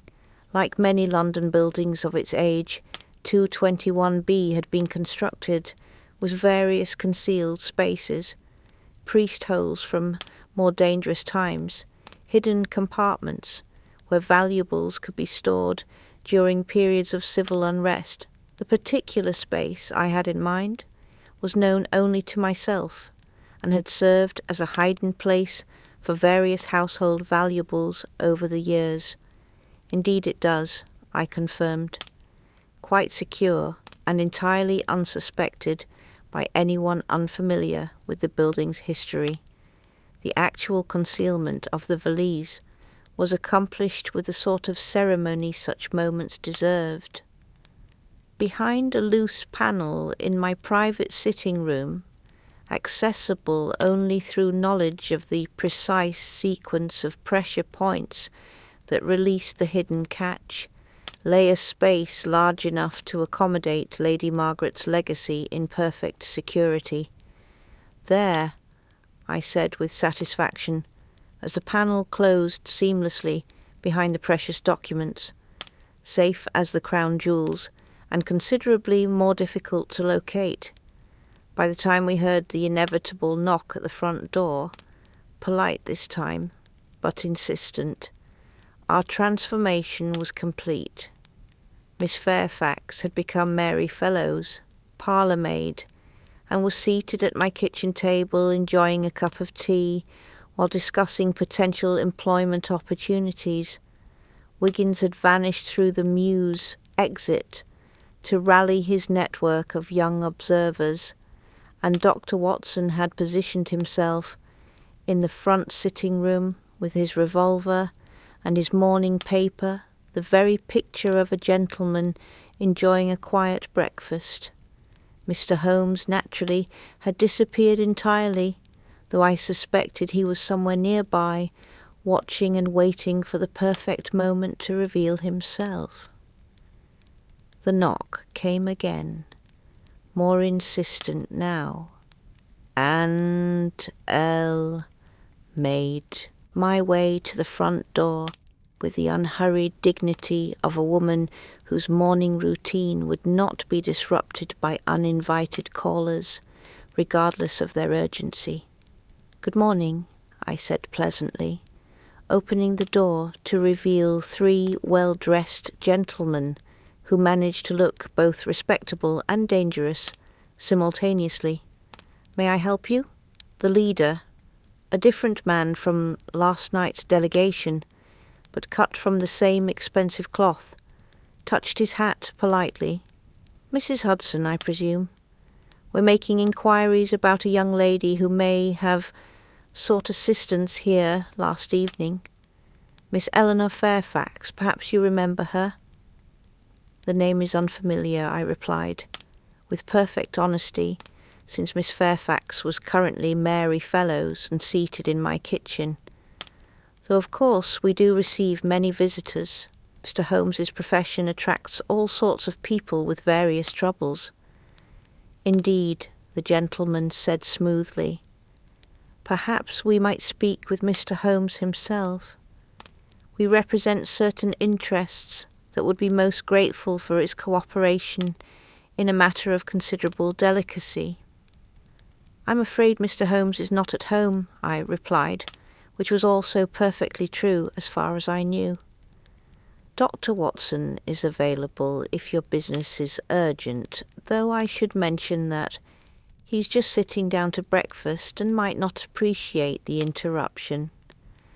What followed was a delicate dance of politeness and evasion, conducted entirely within the bounds of social propriety, but charged with undercurrents of threat and determination.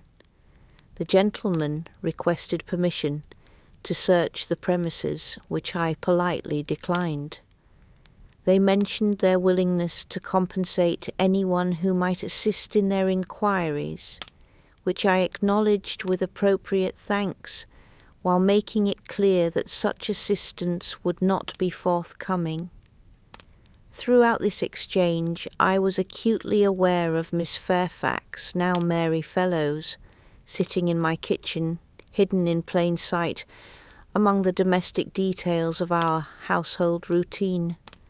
The disguise was perfect, not just in its physical elements, but in its psychological assumptions. These men were looking for a lady, not a servant, and their very class consciousness worked in our favour. Finally, after perhaps 10 minutes of increasingly pointed conversation, the gentlemen took their leave with promises to return at a more convenient hour. I watched from the window as they withdrew to their surveillance positions, clearly frustrated, but unwilling to escalate the confrontation without better intelligence. "Well," I said, returning to the kitchen where Mary Fellows sat calmly finishing her tea, "that's the first round to us, I believe, but they'll be back, and next time they might not be so easily discouraged." As if summoned by my words, Mr. Holmes materialized in the kitchen doorway with that peculiar ability he had to appear exactly when needed. "Quite right, Mrs. Hudson, which is why we must move to the next phase of our strategy immediately." And looking around my kitchen, at Dr. Watson checking his revolver, at Mary Fellows clutching her new identity like armour, at the empty space where a leather valise had recently held such dangerous secrets, I realized that we had indeed committed ourselves to a course of action that would require all our combined skills to navigate successfully. The game, as Mr. Holmes would say, was very much afoot, and this time the stakes were higher than any of us had ever played for.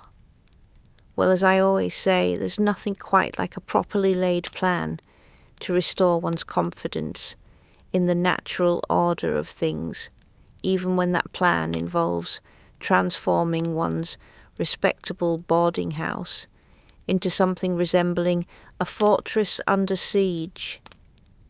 And if there's one thing I've learned in my years of keeping house for Mr. Sherlock Holmes, it's that the most effective defences are often built not from walls and weapons, but from the careful manipulation of appearances and the strategic use of perfectly ordinary domestic routines. By 9 o'clock that morning, 221B Baker Street, had taken on the deceptive calm of a house where nothing more exciting was occurring than the usual business of daily life. To any observer watching from the street, and we knew there were several, it would appear that Dr. Watson was enjoying his morning newspaper in the front sitting room, that I was going about my usual household duties, and that our temporary kitchen maid, Mary Fellows, was settling nicely into her new position. The reality, of course, was considerably more complex. Mary Fellows, formerly Miss Eleanor Fairfax, had adapted to her new role with a facility that spoke well of her intelligence, and perhaps revealed something about the social flexibility required of a governess in service to the gentry.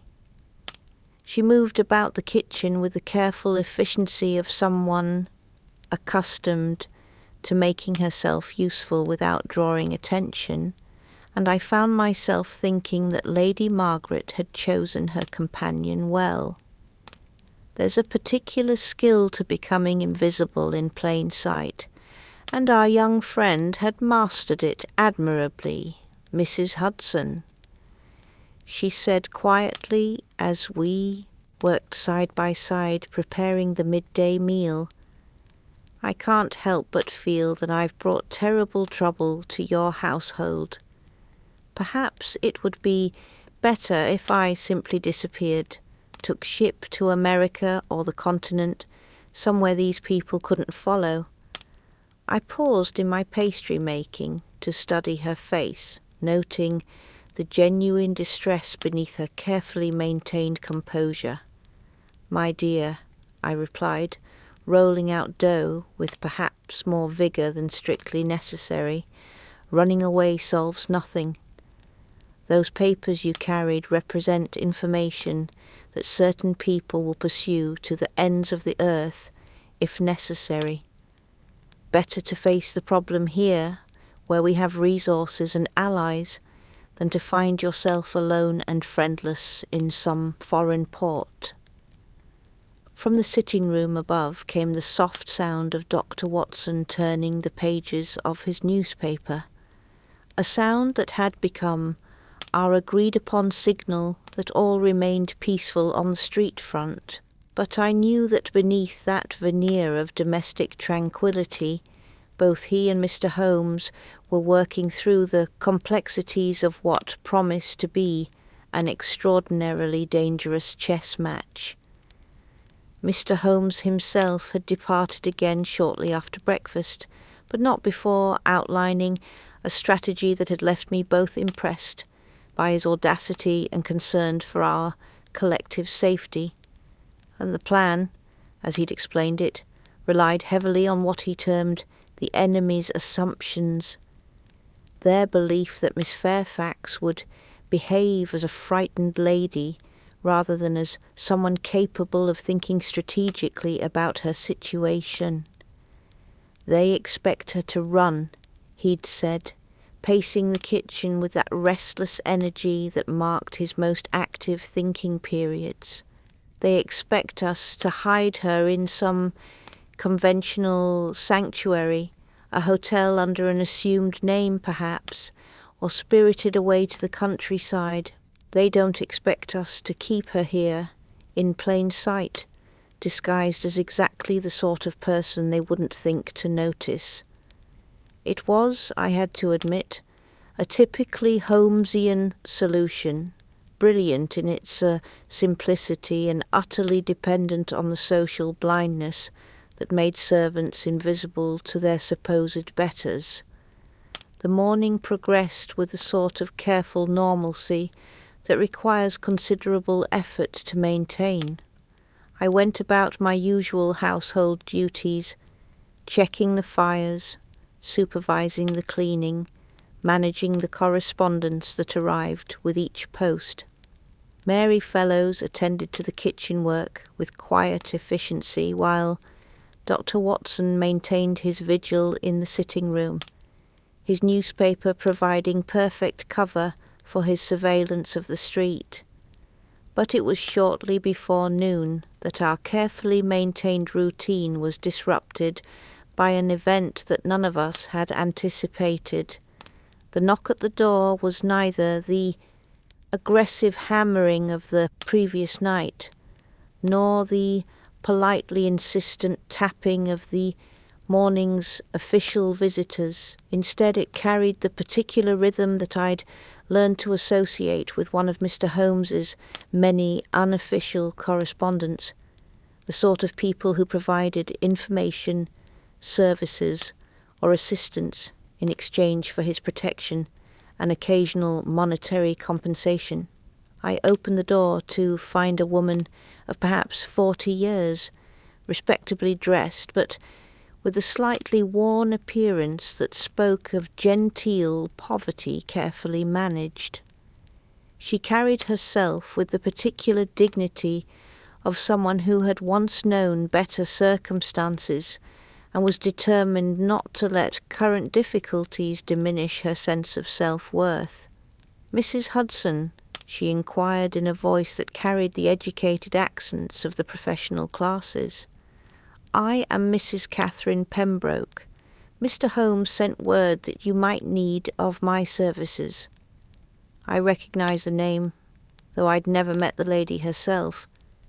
Mrs. Pembroke was, according to Mr. Holmes's occasional references, a widow who supplemented her modest income by serving as a companion or temporary household manager for families in delicate circumstances. More importantly, she was completely trustworthy and entirely discreet, qualities that made her invaluable in situations requiring both social respectability and absolute silence. "Of course," I replied, stepping aside to admit her. "Please come in. I believe you'll find the situation quite interesting." What followed was one of those conversations that could only occur in a household as irregular as ours. A careful explanation of Miss Fairfax's circumstances, the nature of the documents she'd carried, and the strategy we'd adopted for keeping her safe, while Mr. Holmes worked to resolve the larger problem. Mrs. Pembroke listened with the sort of attention that spoke of considerable experience in managing delicate situations. "I see," she said finally, accepting the cup of tea I'd offered while studying Mary Fellows with a professional eye. "And you believe that maintaining her disguise as a domestic servant provides the best protection against discovery?" Mr. Holmes seems confident in the approach.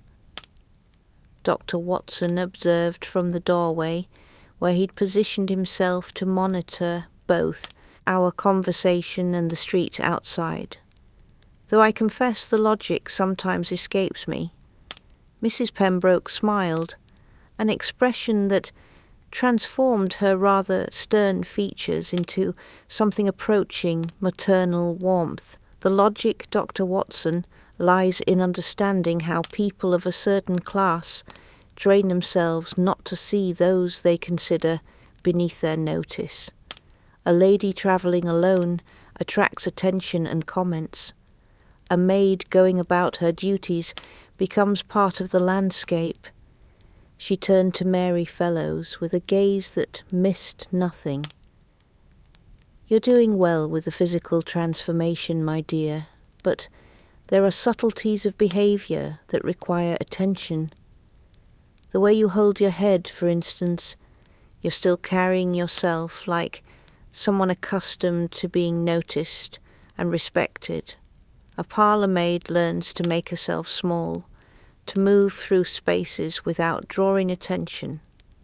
What followed was an impromptu lesson in the art of social invisibility conducted in my kitchen while Dr. Watson maintained his watch, and I continued with the practical business of managing a household under siege.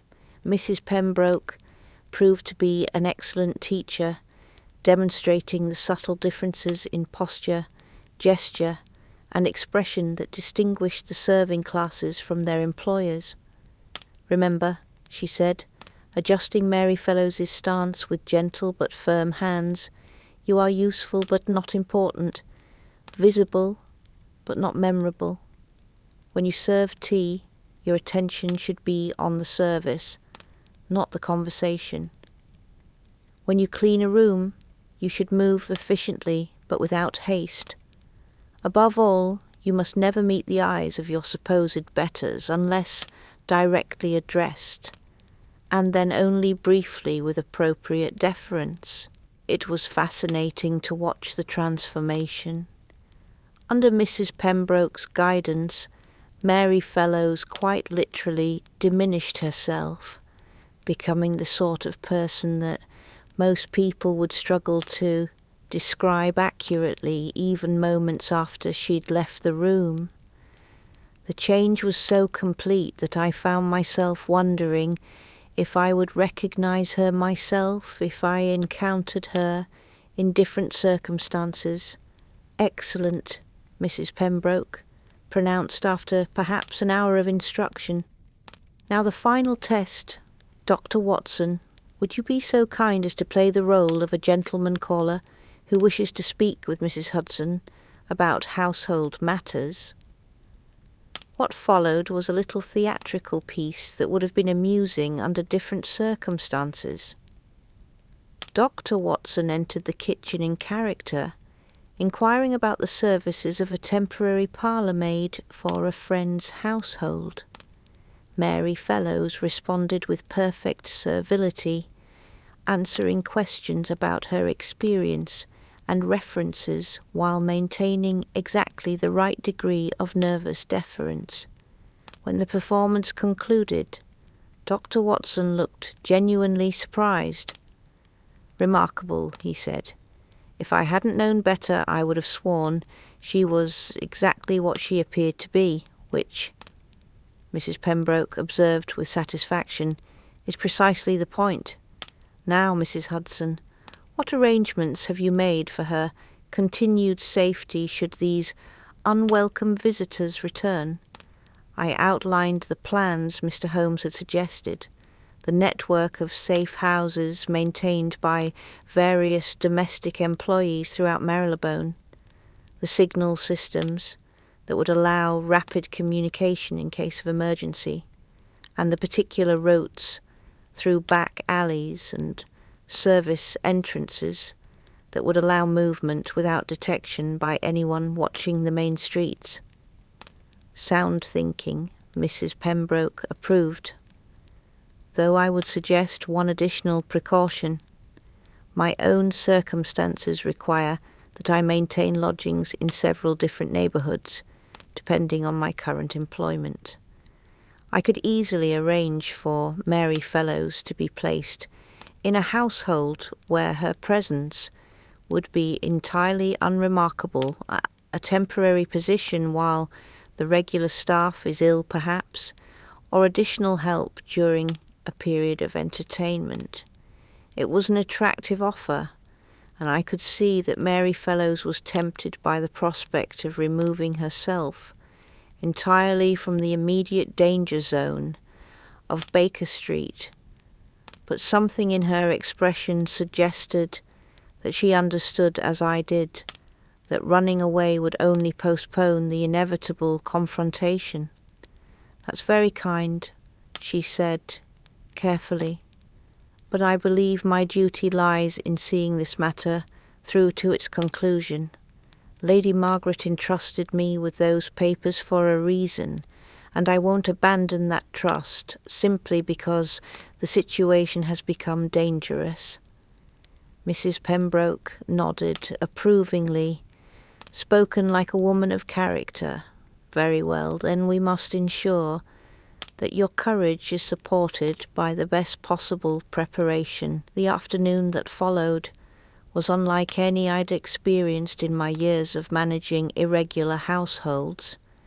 While maintaining the appearance of normal domestic routine, we transformed 221 B. Baker Street into something resembling a fortress designed to repel not armies, but assumptions, Every aspect of our household arrangements was carefully considered for its defensive potential. The kitchen became our command centre with sightlines to both the front street and the rear mews. The service bells that connected the various floors were tested and verified, creating a communication system that would allow instant warning of any intrusion. Most importantly, we rehearsed the various scenarios that Mr. Holmes had outlined, different responses depending on whether our visitors arrived as police, as social callers, or as the sort of armed intruders we'd already encountered. The key, Mrs. Pembroke explained as we worked, is to remember that most people see only what they expect to see. They're looking for a frightened lady hiding in the shadows, not a competent maid going about her duties in plain sight. It was during this preparation that Wiggins returned with intelligence that added a new dimension to our understanding of the situation. The boy appeared at the kitchen door with his usual silent efficiency, but his expression carried news that was clearly both important and troubling. "Mr. Holmes sent me," he announced without preamble. "He's discovered something about those papers that changes everything." We gathered around the kitchen table while Wiggins delivered his report with the precision of a trained intelligence agent. Mr. Holmes, it seemed, had spent the morning following various threads of investigation throughout London, and what he'd discovered painted a picture of conspiracy that reached into the highest levels of British society. "It's not just blackmail," Wiggins explained, accepting the sandwich I offered him while organising his thoughts. "Those papers contain evidence of treason, real treason, not just social embarrassment. Letters proving that certain highly placed individuals have been selling government secrets to foreign powers, using Lady Margaret's network of connections as cover for their activities. The implications of this revelation settled over our small gathering like a winter fog. If the documents contained evidence of actual espionage, the people seeking their recovery would stop at nothing to prevent their exposure, and Miss Fairfax, now Mary Fellows, represented not just an inconvenience to be eliminated, but a direct threat to national security conspirators. Mr. Holmes wants everyone to understand," Wiggins continued, his young face grave with the weight of his message, "that this has gone beyond simple criminal investigation. We're dealing with people who have committed capital crimes and who won't hesitate to commit more to protect themselves." Dr. Watson's hand moved instinctively toward his revolver drawer, and I found myself thinking about the various weapons I kept scattered throughout the house for dealing with the sort of emergencies that seemed to occur with disturbing regularity in our establishment. "What does Mr. Holmes propose?" Mrs. Pembroke asked, her voice steady despite the gravity of the situation. "That's where it gets interesting," Wiggins replied with a grin that seemed inappropriately cheerful given the circumstances. "He's not running or hiding any more. He's going on the attack." What followed was an explanation of a plan so audacious that it left even Dr. Watson looking slightly stunned. Rather than continuing to play defence, Mr. Holmes proposed to use the very documents our enemies sought as bait for a trap that would expose the entire conspiracy and deliver the traitors to justice. "The beauty of it," Wiggins explained, clearly repeating Mr. Holmes's own words, "is that they have to come to us. They can't simply disappear and hope the problem goes away, because they know we have evidence that could destroy them. So they'll keep escalating until they either get what they want or eliminate everyone who knows about it. And Mr. Holmes intends to give them that opportunity? I asked, though I suspected I already knew the answer. He intends to make them think they're getting it. Wiggins confirmed. Tonight, after dark, they'll get word that Miss Fairfax, has been discovered and is being held at a certain location. They'll come in force, expecting to find an easy target. Instead, they'll find Mr. Holmes, Dr. Watson, and half the Metropolitan Police waiting for them.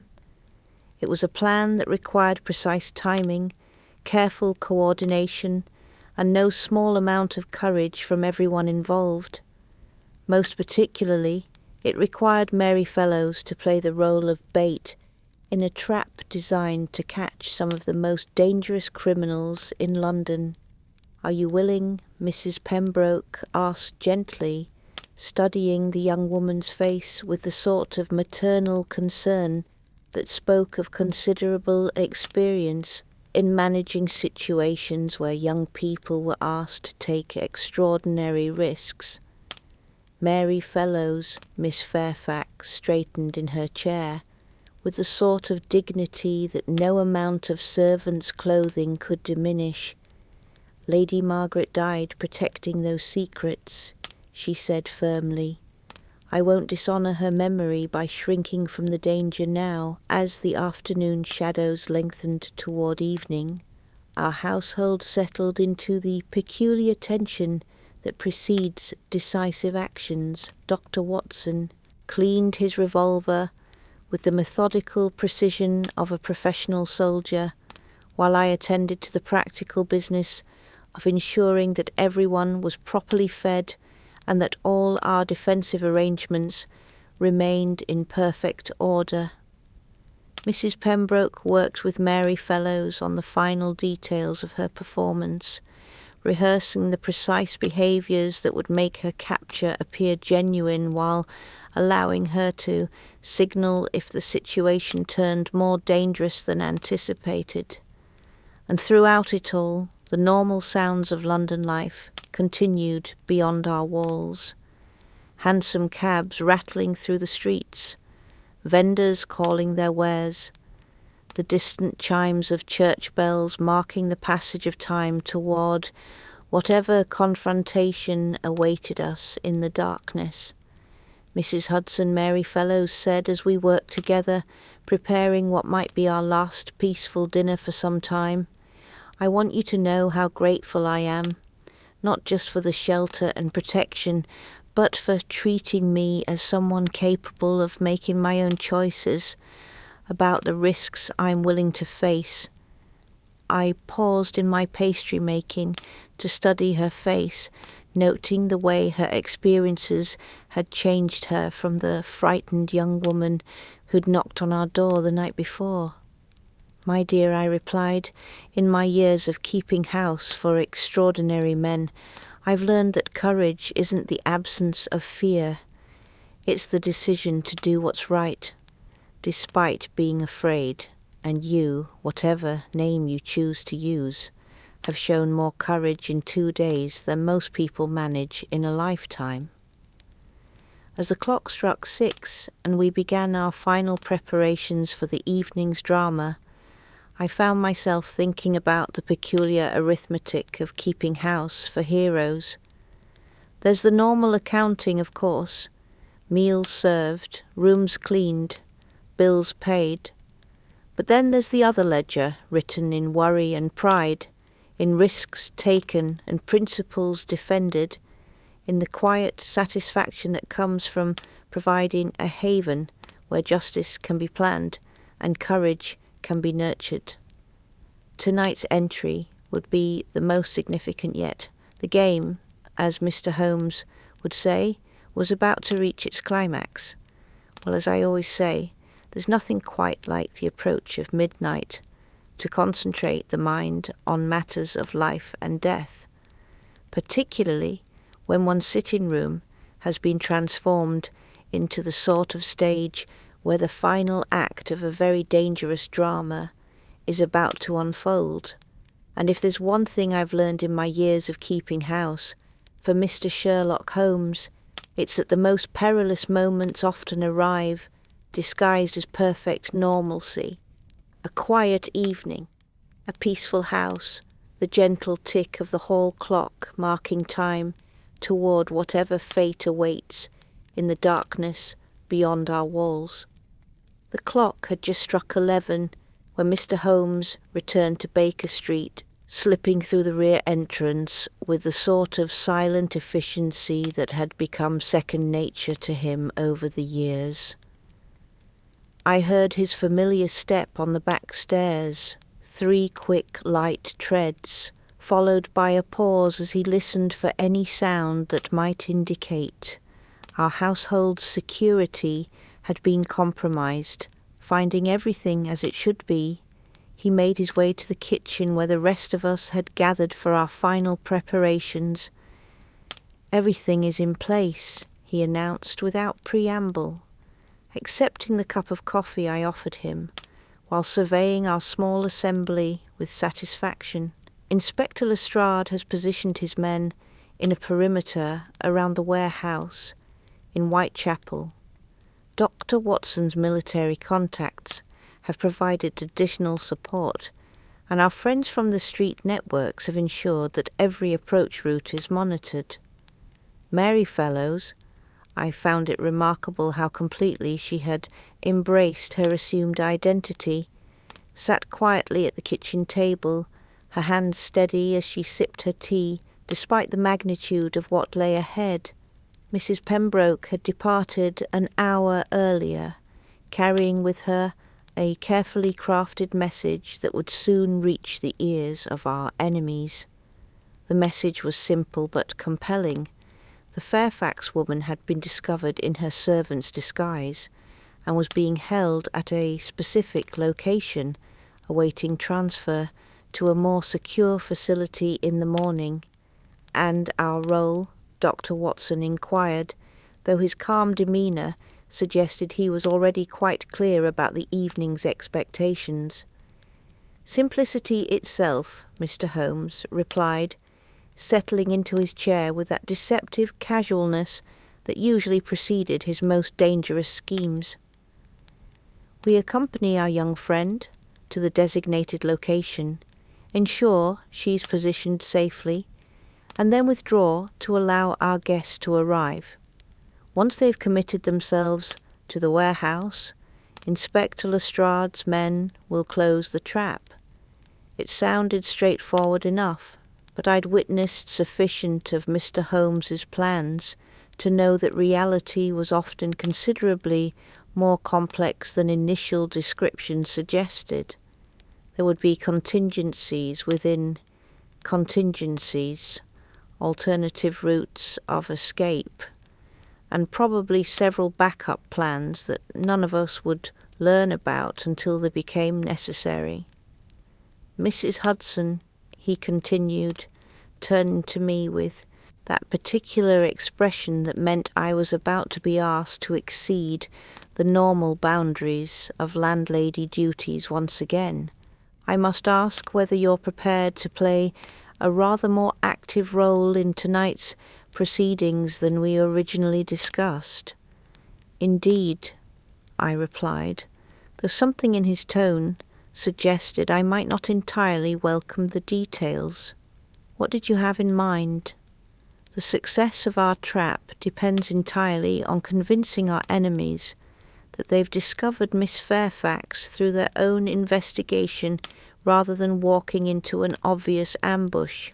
For that illusion to be maintained, someone must play the role of the nervous accomplice, the person who betrayed her location in exchange for money or safety." Understanding dawned like cold water. "You want me to appear to have sold her out?" "Precisely. A landlady who discovered her maid's true identity and chose profit over protection is the sort of betrayal they'll find entirely believable. and it will explain how they obtained such specific intelligence about her whereabouts. The proposal was both brilliant and personally distasteful, requiring me to portray myself as exactly the sort of person I most despised, someone who would sacrifice an innocent woman for personal gain. But I could see the logic of it, and more importantly, I could see that the plan's success might well depend on this final layer of deception. Very well, I said, though the words left a bitter taste.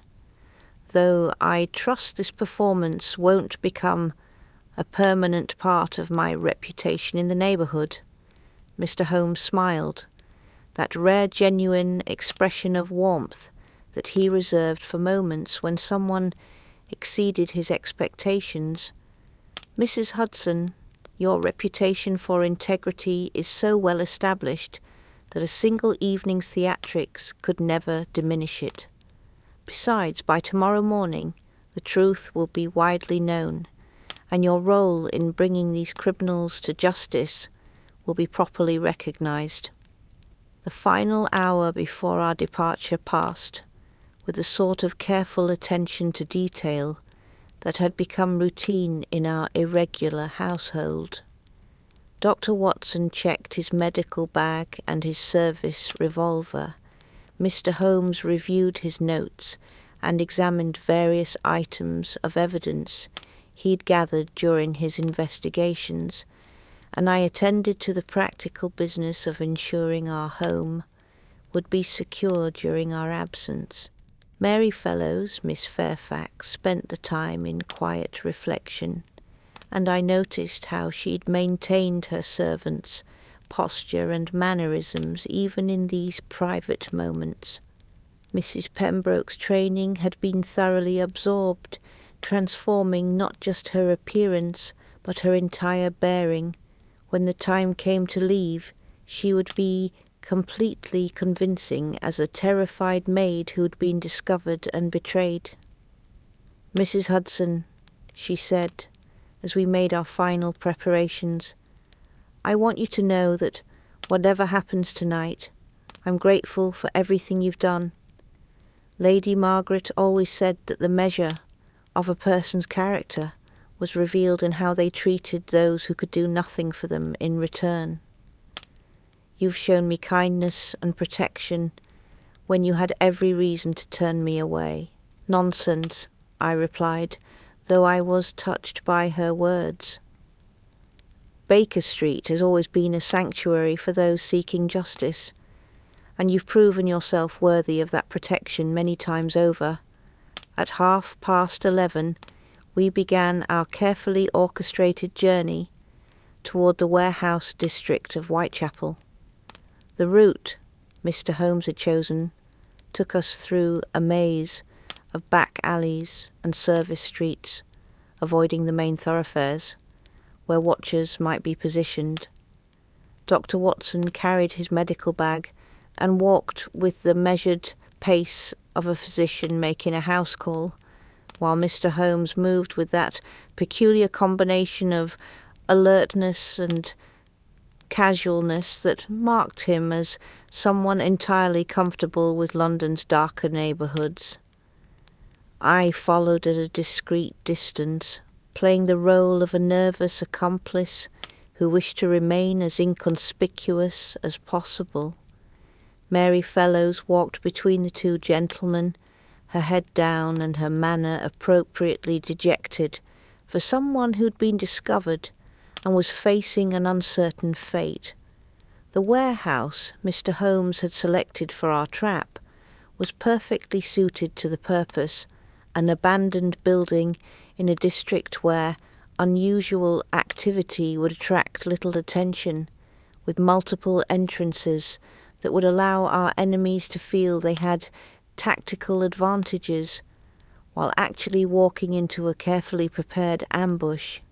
Inspector Lestrade's men were already in position, invisible in the shadows but ready to respond at the first sign of trouble.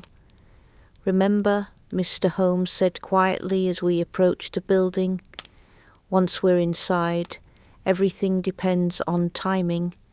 Miss Fairfax will be positioned where she can be easily seen but not easily reached. Dr. Watson and I will withdraw to our designated positions. Mrs. Hudson, you'll remain visible near the entrance, ready to play your role when our guests arrive. The interior of the warehouse was a cavern of shadows and echoes, lit only by a few strategically placed oil lamps that provided just enough illumination to create the impression of a hastily arranged holding facility. Wooden crates and industrial equipment created natural barriers and hiding places, while the high ceiling disappeared into darkness that could conceal any number of watching eyes. We positioned Mary Fellows in a chair near the centre of the space, her hands loosely bound with rope that would appear secure but could be quickly escaped if necessary. The tableau was perfect, a captured fugitive awaiting transfer, guarded by persons unknown and vulnerable to rescue by determined associates. "Courage," Dr. Watson murmured, as he and Mr. Holmes prepared to withdraw to their concealed positions. "Remember that you're not truly alone. We'll be watching every moment, ready to intervene if the situation becomes dangerous." And then they were gone, melting into the shadows with the silent efficiency of men who'd learned their craft through years of facing London's most dangerous criminals. I was left alone with Mary Fellows in the pool of lamplight, playing the role of a nervous betrayer who delivered an innocent woman to an uncertain fate. The waiting that followed was perhaps the most difficult part of the entire enterprise. In the silence of the warehouse, every sound seemed magnified. The distant rumble of late traffic, the scurry of rats among the crates, the soft hiss of the oil lamps that provided our meagre illumination. Mary Fellows sat perfectly still, her breathing carefully controlled, and her eyes fixed on the darkness beyond our small circle of light. "Mrs. Hudson," she whispered so quietly that I barely heard her. "Are you frightened?" "Terrified," I admitted, though I kept my voice equally low. "But sometimes courage is simply a matter of doing what needs to be done despite being afraid." It was then, as the clock in a distant church tower began to chime midnight, that we heard the first sounds of approaching footsteps, not the measured tread of police constables or the casual pace of late-night workers, but the purposeful stride of men with specific business to conduct.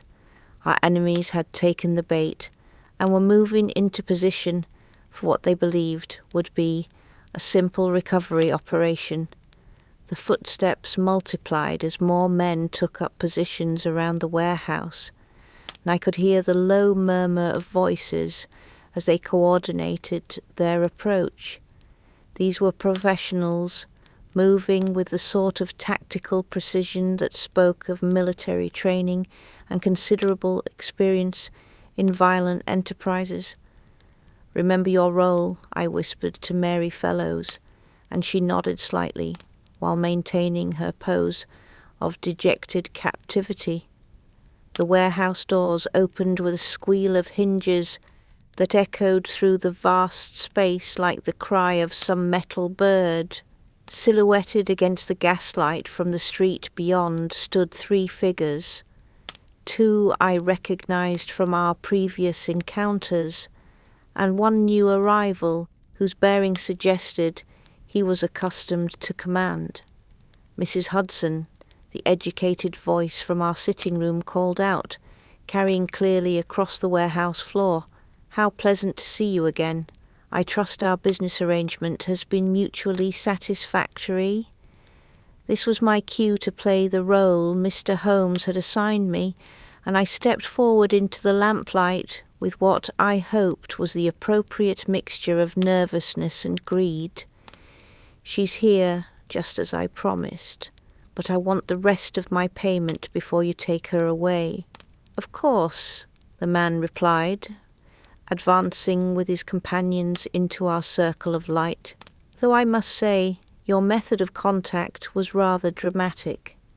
A message delivered through 3 different intermediaries. One might almost think you didn't trust us.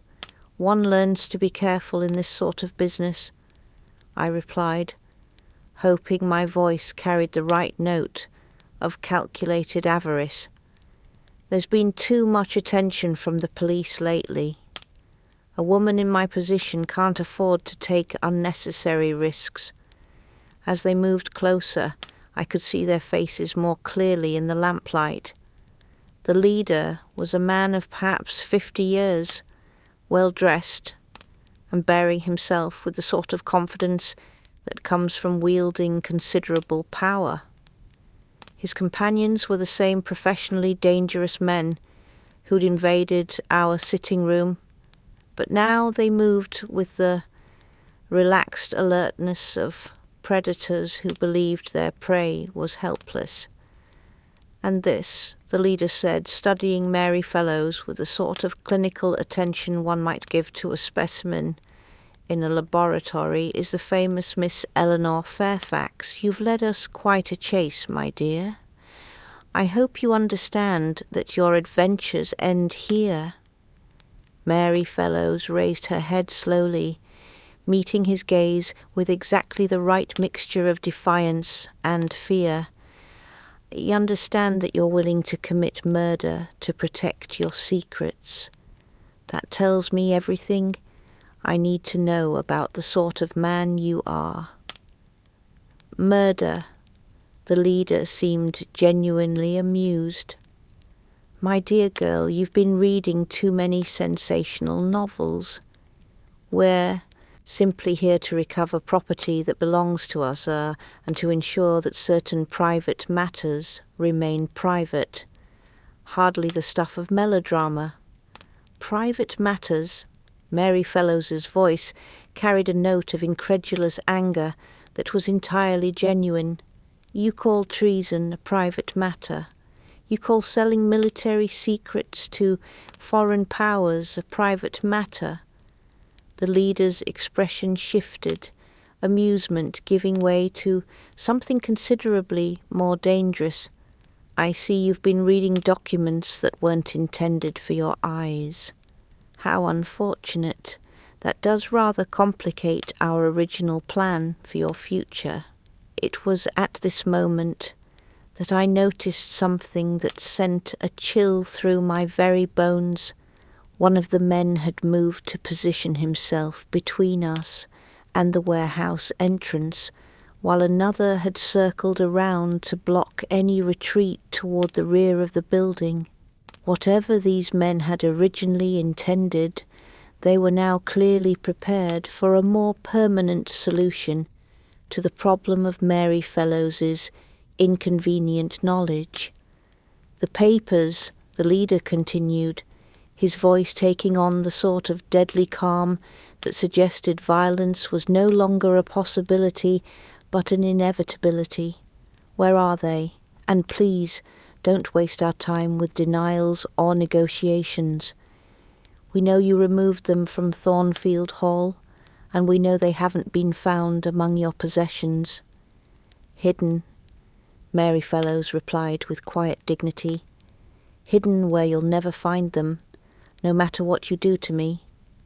"I rather doubt that," the leader said, producing from his coat a small leather case that he opened to reveal an array of instruments that made my blood run cold. "In my experience, everyone has their breaking point. It's simply a matter of finding the proper motivation." This was clearly the moment when our carefully laid trap needed to spring, but the warehouse remained ominously quiet. Where were Inspector Lestrade's men? Where were Mr. Holmes and Dr. Watson? Had something gone wrong with the plan, or were they waiting for some specific signal that hadn't yet been given? It was then that Mary Fellows did something that demonstrated the sort of courage that goes far beyond simple bravery.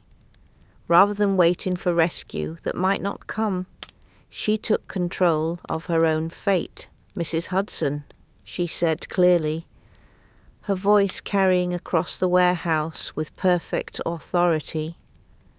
"I think it's time these gentlemen learned the truth about the papers they're so eager to recover." And with those words, she stood up from her chair, the loose ropes falling away, to reveal that her bonds had been purely theatrical.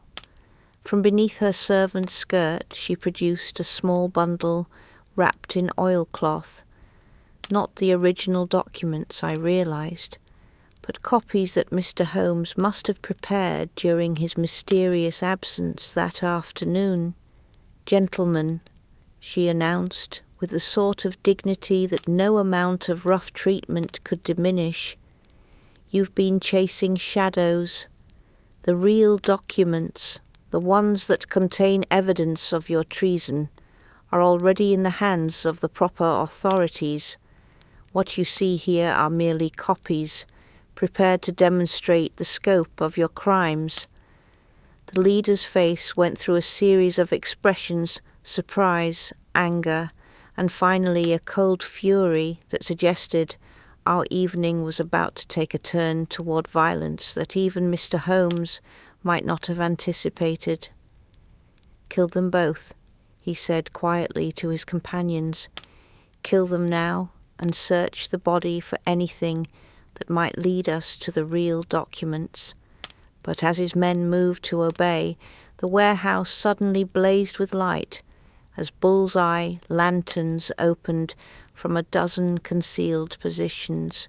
Inspector Lestrade's voice rang out with official authority: "Armed police, surrender immediately or face the consequences." What followed was a scene of controlled chaos as the trap finally sprang with devastating efficiency. The criminals found themselves surrounded by armed constables who had been watching their every move from the moment they'd entered the warehouse. Resistance was brief and futile. These men might be dangerous, but they were vastly outnumbered and had walked directly into a situation from which there was no escape.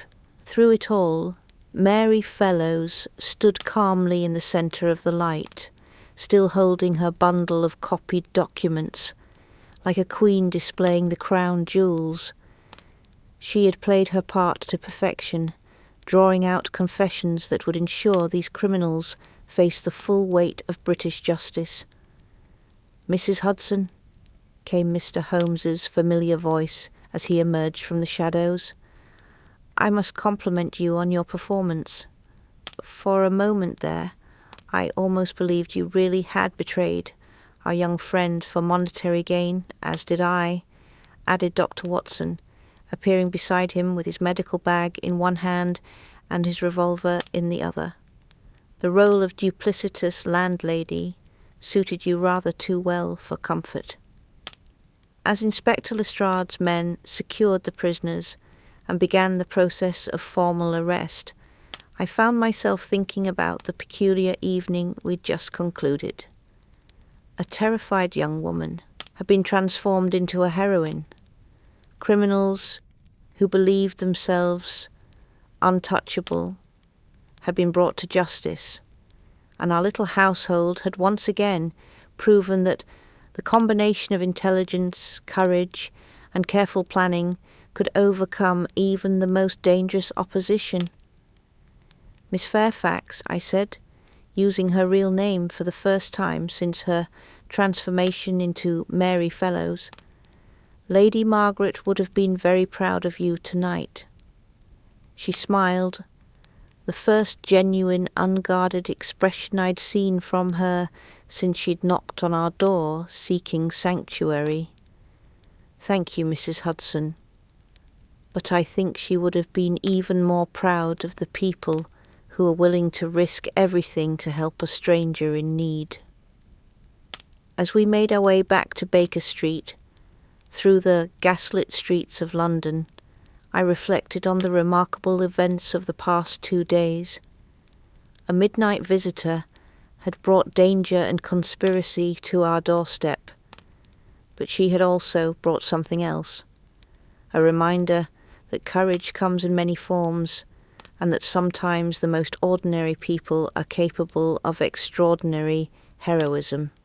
The game, as Mr. Holmes would say, had reached its satisfying conclusion, and tomorrow I would return to the normal business of keeping house for extraordinary men, secure in the knowledge that justice had been served, and that Baker Street had once again proven itself a sanctuary for those brave enough to stand against the darkness. But tonight there will be celebrations, proper tea, and the sort of quiet satisfaction that comes from a job well done in service of something larger than ourselves. Well, as I always say, there's nothing quite like the gentle tick of a familiar clock and the comfortable weight of good china in one's hands to restore the soul after adventures that have stretched the very definition of what constitutes normal household management. And as I sit here now, some 3 years hence, polishing the spode tea service that has seen us through so many crises, both domestic and dramatic, I find myself reflecting on that extraordinary November when a midnight visitor brought government conspiracies and deadly secrets to our humble Baker Street door, the morning after our warehouse adventure had dawned, with the sort of crisp clarity that follows a London fog, as if the very air had been cleansed by the settling of justice accounts that had been too long overdue. I had risen early, as is my custom, to find the house possessed of that particular peace that comes when dangerous business has been concluded satisfactorily, and one's household has emerged intact from trials that might have destroyed lesser establishments. Mr. Holmes had returned from his final consultation with Inspector Lestrade shortly after dawn, his sharp features bearing that expression of quiet satisfaction that marked the successful conclusion of a case that had truly captured his interest. Dr. Watson, bless him, had insisted on examining each of us for any lingering effects of our evening's excitement, a courtesy that spoke to both his medical training and his genuine concern for the welfare of all who sheltered under our roof. And Miss Eleanor Fairfax, for she had reclaimed her proper name, along with her dignity, had emerged from her guest room, looking remarkably refreshed for someone who'd faced down armed criminals and government conspirators just hours before. There's something to be said for the restorative power of a clear conscience, and the knowledge that one has acted with courage when courage was required. "Mrs. Hudson," she'd said over breakfast that first morning, "I can never adequately express my gratitude for what you've done. Not just the shelter and protection, but the way you've treated me as someone capable of making her own choices about the risks she was willing to face." I'd paused in my serving of the morning eggs, good fresh ones from the market, prepared exactly as Dr. Watson prefers them, to study her face. The fear that had marked her features during those first desperate hours had been replaced by something far more valuable, the quiet confidence that comes from discovering reserves of strength one hadn't known one possessed.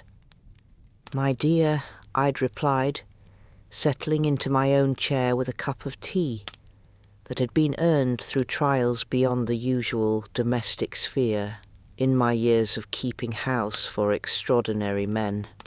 "I've learned that courage isn't the absence of fear. It's the decision to do what's right despite being afraid, and you've shown more of that particular virtue than most people manage in a lifetime. The formal conclusion of the affair had taken several days to accomplish, involving, as it did, the sort of governmental deliberations that occur when treason has been discovered in high places, and the full extent of the conspiracy must be carefully unravelled. Inspector Lestrade had been promoted on the strength of his role in the capture. Mr. Holmes had received the sort of official recognition that he typically dismissed with characteristic indifference, and the newspapers had been filled with carefully edited accounts that conveyed the essential facts while protecting certain sensitive details. But for those of us who had lived through the immediate reality of midnight invasions and warehouse confrontations, the true satisfaction lay not in public recognition, but in the quiet knowledge that justice had been served and innocent lives had been protected. There's a particular comfort in such certainty, especially when it comes at the end of adventures that have tested the very foundations of one's faith, in the ultimate triumph of right over wrong. Miss Fairfax had remained with us for a full week following the resolution, not from any lingering danger, but simply because the process of reorganizing her life required time and careful consideration. Lady Margaret's estate, it transpired, had included provisions for her loyal companion that would ensure her independence and security for years to come. More importantly, her role in exposing the conspiracy had brought her to the attention of certain governmental departments that were always in need of intelligent, discreet individuals capable of handling sensitive matters. "I've been offered a position," she confided to me one afternoon as we worked together in the kitchen, a collaboration that had become surprisingly natural despite the vast difference in our circumstances. Something in the Foreign Office, working with documents and correspondence. It would mean travel, responsibility, the sort of independence I'd never dared imagine possible. "And will you accept?" I'd asked, though something in her manner suggested the decision had already been made. "I believe I will," she'd replied with a smile that transformed her entire face. Lady Margaret always said that life rewards those who are brave enough to seize opportunities when they're offered, and after everything that's happened, I find I'm rather less afraid of the unknown than I used to be. The arithmetic of that week had been fascinating to observe. In my household ledgers, I maintain careful records of expenses and income, damages and improvements, the sort of practical accounting that keeps any establishment functioning properly. But there's another sort of balance sheet that I keep in my heart, a tally of fears faced and overcome, of kindnesses offered and received, of the peculiar satisfaction that comes from providing sanctuary to those who need it most. On the debit side of this particular adventure, I could list one forced front door, subsequently repaired by the most excellent carpenter in Marylebone, several items of crockery damaged during our midnight preparations, an extraordinary coal bill from keeping extra fires burning during the siege, and enough nervous energy expended to supply a small factory. There had also been the cost of Mrs. Pembroke's professional services, though her discretion and expertise had proved invaluable beyond any merely monetary consideration. But on the credit side, there lay treasures that no conventional accounting could properly measure.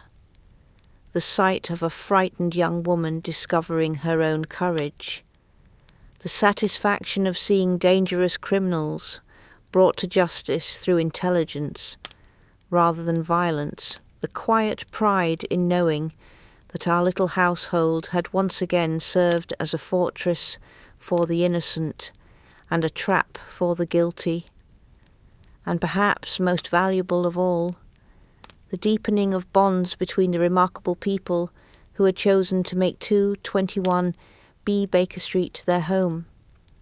Holmes, typically, had been most interested in the technical aspects of the case, the methods used to identify the traitors, the evidence that had secured their conviction, and the network of connections that had allowed Lady Margaret to accumulate such dangerous knowledge in the first place. He'd spent hours analysing the documents we'd recovered, building comprehensive files that would ensure no thread of the conspiracy remained unravelled. Fascinating, he'd observed one evening, as we reviewed the final details, how the very qualities that made Lady Margaret an effective observer of social secrets, her invisibility as an ageing woman past her prime, her access to private correspondence through her social connections, also made her the perfect unintentional spy. She gathered intelligence simply by being present in situations where powerful men forgot to guard their tongues.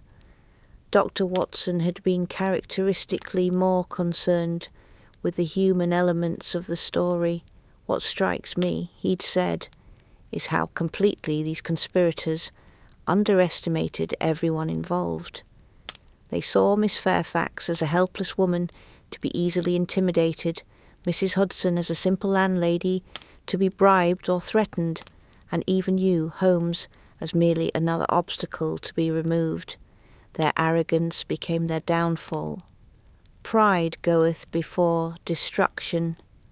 I'd murmured, thinking of the confident faces of those men as they'd walked into our warehouse trap, certain of their own superiority and completely blind to the intelligence and determination arrayed against them. The week had passed with a sort of gentle rhythm that follows periods of intense excitement, like the calm that settles over a house after a successful dinner party, when the last guest has departed and the final dish has been washed and put away.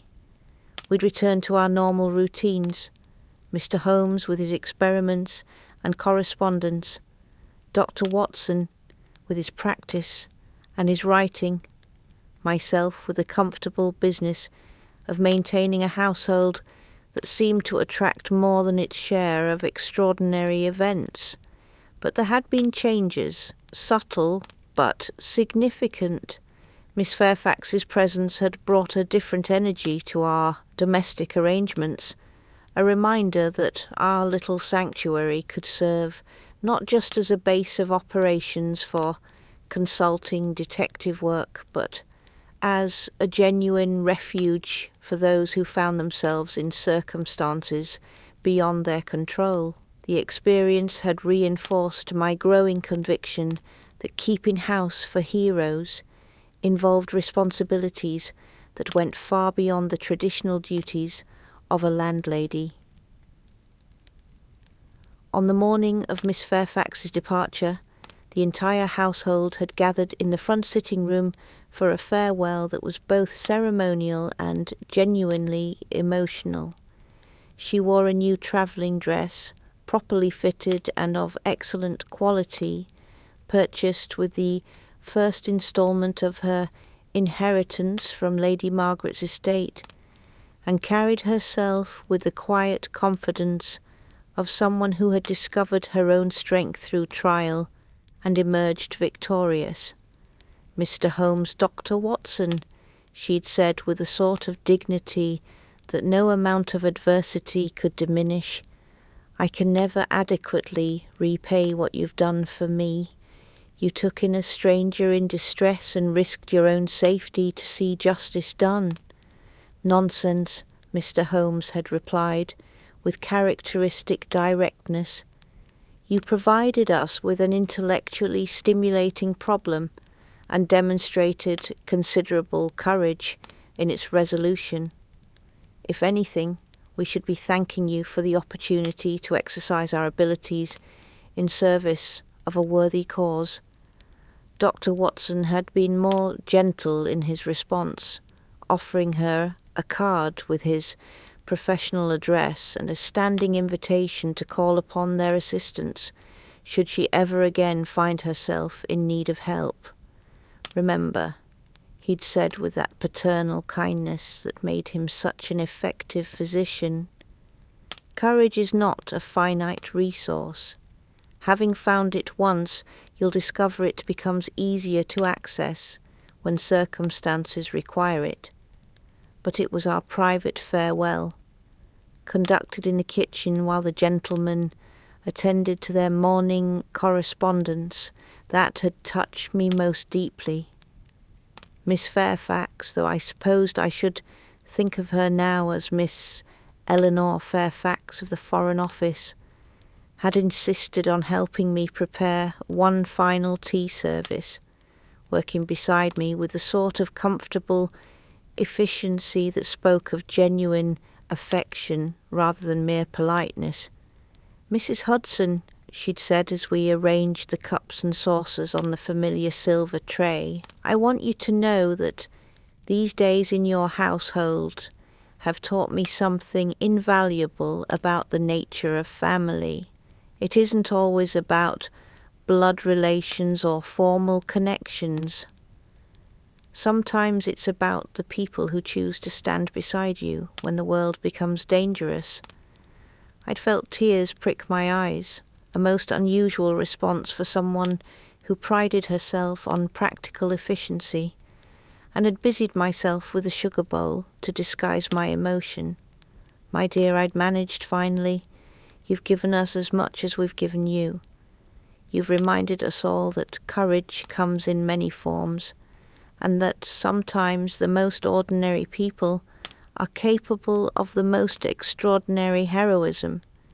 She'd left us a gift, a small silver photograph frame containing a formal portrait of Lady Margaret taken in her younger days, when she'd been the sort of beauty who could have graced any drawing room in London.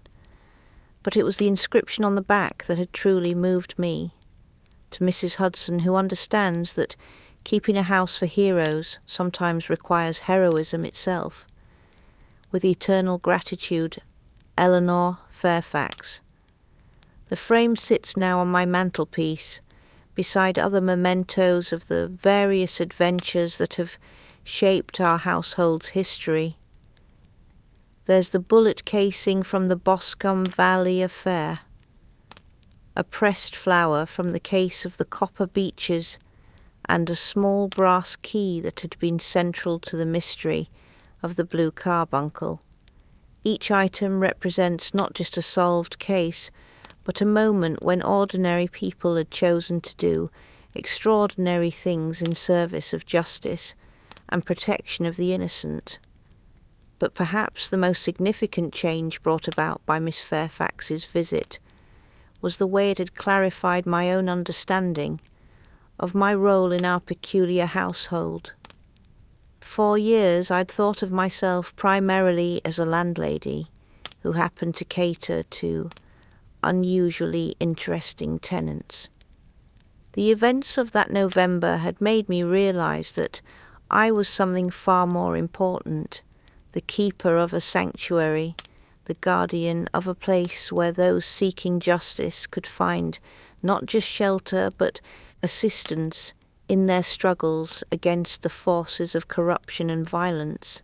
This understanding had brought with it a renewed sense of purpose and pride in the work I did, every meal prepared with care, every room maintained in perfect order, every gesture of hospitality offered to those in need.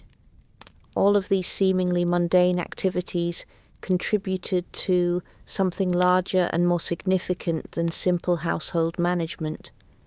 They were the foundation upon which heroes could build their campaigns against injustice, the stable ground from which those like Miss Fairfax could launch themselves into new lives of independence and service. The months that followed had brought their own adventures and challenges, as they always do in a household presided over by the world's only consulting detective. But there had been a difference in how I approached these new trials, a deeper understanding of my own importance in the larger scheme of things, a clearer recognition of the value of the work I did in maintaining our domestic fortress against the chaos of criminal London. Letters from Miss Fairfax had arrived regularly, filled with accounts of her new position and the fascinating work she was doing in service of Her Majesty's government. Her writing carried the confidence of someone who had found her proper place in the world, and reading her updates had provided a continuing source of satisfaction and pride. She had enclosed photographs from her travels, Paris, Berlin, Rome, always accompanied by notes expressing gratitude for the foundation of courage she discovered during her time with us. But it was a particular letter that had arrived just last month that had prompted my current reflections on the events of that extraordinary November. Miss Fairfax had written to inform us that she was engaged to be married to a colleague in the Foreign Office who had, according to her account, been initially attracted by her competence and intelligence, but had fallen in love with her courage and integrity. He says, she had written in her flowing script, that I have the most remarkable ability to remain calm and effective under pressure, as if I've faced down real danger and emerged stronger from the experience. I've told him some of my adventures at Baker Street, though naturally I've been discreet about the specific details. He's expressed considerable interest in meeting the people who, as he puts it, transformed a frightened governess into the most formidable woman in the Foreign Office. The wedding, she had continued, would take place in the spring, and she hoped very much that Mr. Holmes, Dr. Watson, and I would consent to attend as her guests of honour. After all, she had concluded, you are the family I chose for myself when I had nowhere else to turn, and I cannot imagine celebrating the beginning of my new life without the people who made it possible. Reading that letter by the light of my familiar oil lamp, surrounded by the comfortable sounds and sense of the household I'd managed for so many years, I'd felt a warmth that had nothing to do with the fire in the grate. This was the true reward for the work I did, not the monetary compensation or the occasional thanks, but the knowledge that our little sanctuary had served its purpose in helping someone build a life worth living. And so I sit here now, in the early hours of a peaceful morning, much like the one that had followed our warehouse adventure, polishing tea service that has witnessed so much history, and reflecting on the peculiar arithmetic of keeping house for heroes. In my formal ledgers, I record the ordinary transactions of domestic life, coal bills and grocery expenses, repairs and replacements, the weekly wages for Billy and Sarah, but in my heart I maintain a different sort of accounting, one that measures the value of sanctuary provided and courage nurtured, of small kindnesses that grow into great triumphs and ordinary moments that become the foundation for extraordinary lives. The clock in the hall chimes 6, marking the beginning of another day in our irregular household. Soon Mr. Holmes will emerge from his room with some new problem to solve. Dr. Watson will descend for his morning coffee and newspaper, and I will begin the familiar routine of maintaining order in a house where the extraordinary has become ordinary and heroes are simply part of the daily schedule. But for now, in these quiet moments before the day begins in earnest, I'm content to sit with my tea and my memories, grateful for the privilege of keeping house for people who make the world a safer, more just place through their dedication to truth and their willingness to stand against the darkness that sometimes threatens to overwhelm us all. Miss Eleanor Fairfax had knocked on our door as a frightened young woman carrying dangerous secrets. She had left us as a confident agent of Her Majesty's government, equipped with the courage and competence to face whatever challenges her new life might bring. And in the transformation between those two moments lay all the justification I could ever need for the work I do and the life I've chosen. The ledger, as I always say, balances perfectly when love and duty are added to both sides of the equation, and at 221 B Baker Street in the heart of London, where heroes gather and justice is planned, that balance has been maintained through all our adventures and will continue, I pray, for many years to come. The morning light grows stronger beyond the windows, painting the familiar sitting room with the golden glow of another day beginning. Somewhere in London, I have no doubt, new mysteries are stirring, and fresh injustices are demanding the attention of those brave enough to stand against them. When they do, when desperate souls come knocking at our door seeking sanctuary and assistance, they will find what Miss Fairfax found: a household ready to risk everything in service of what's right, a family chosen rather than born, and a landlady who understands that keeping house for heroes is perhaps the most important work anyone can do. After all, as I always say, Baker Street takes care of its own, and in doing so it takes care of something much larger, the very idea that ordinary people, armed with intelligence and courage and supported by those who love them, can triumph over any darkness the world might send their way. The game, as Mr. Holmes would say, continues, and I wouldn't have it any other way.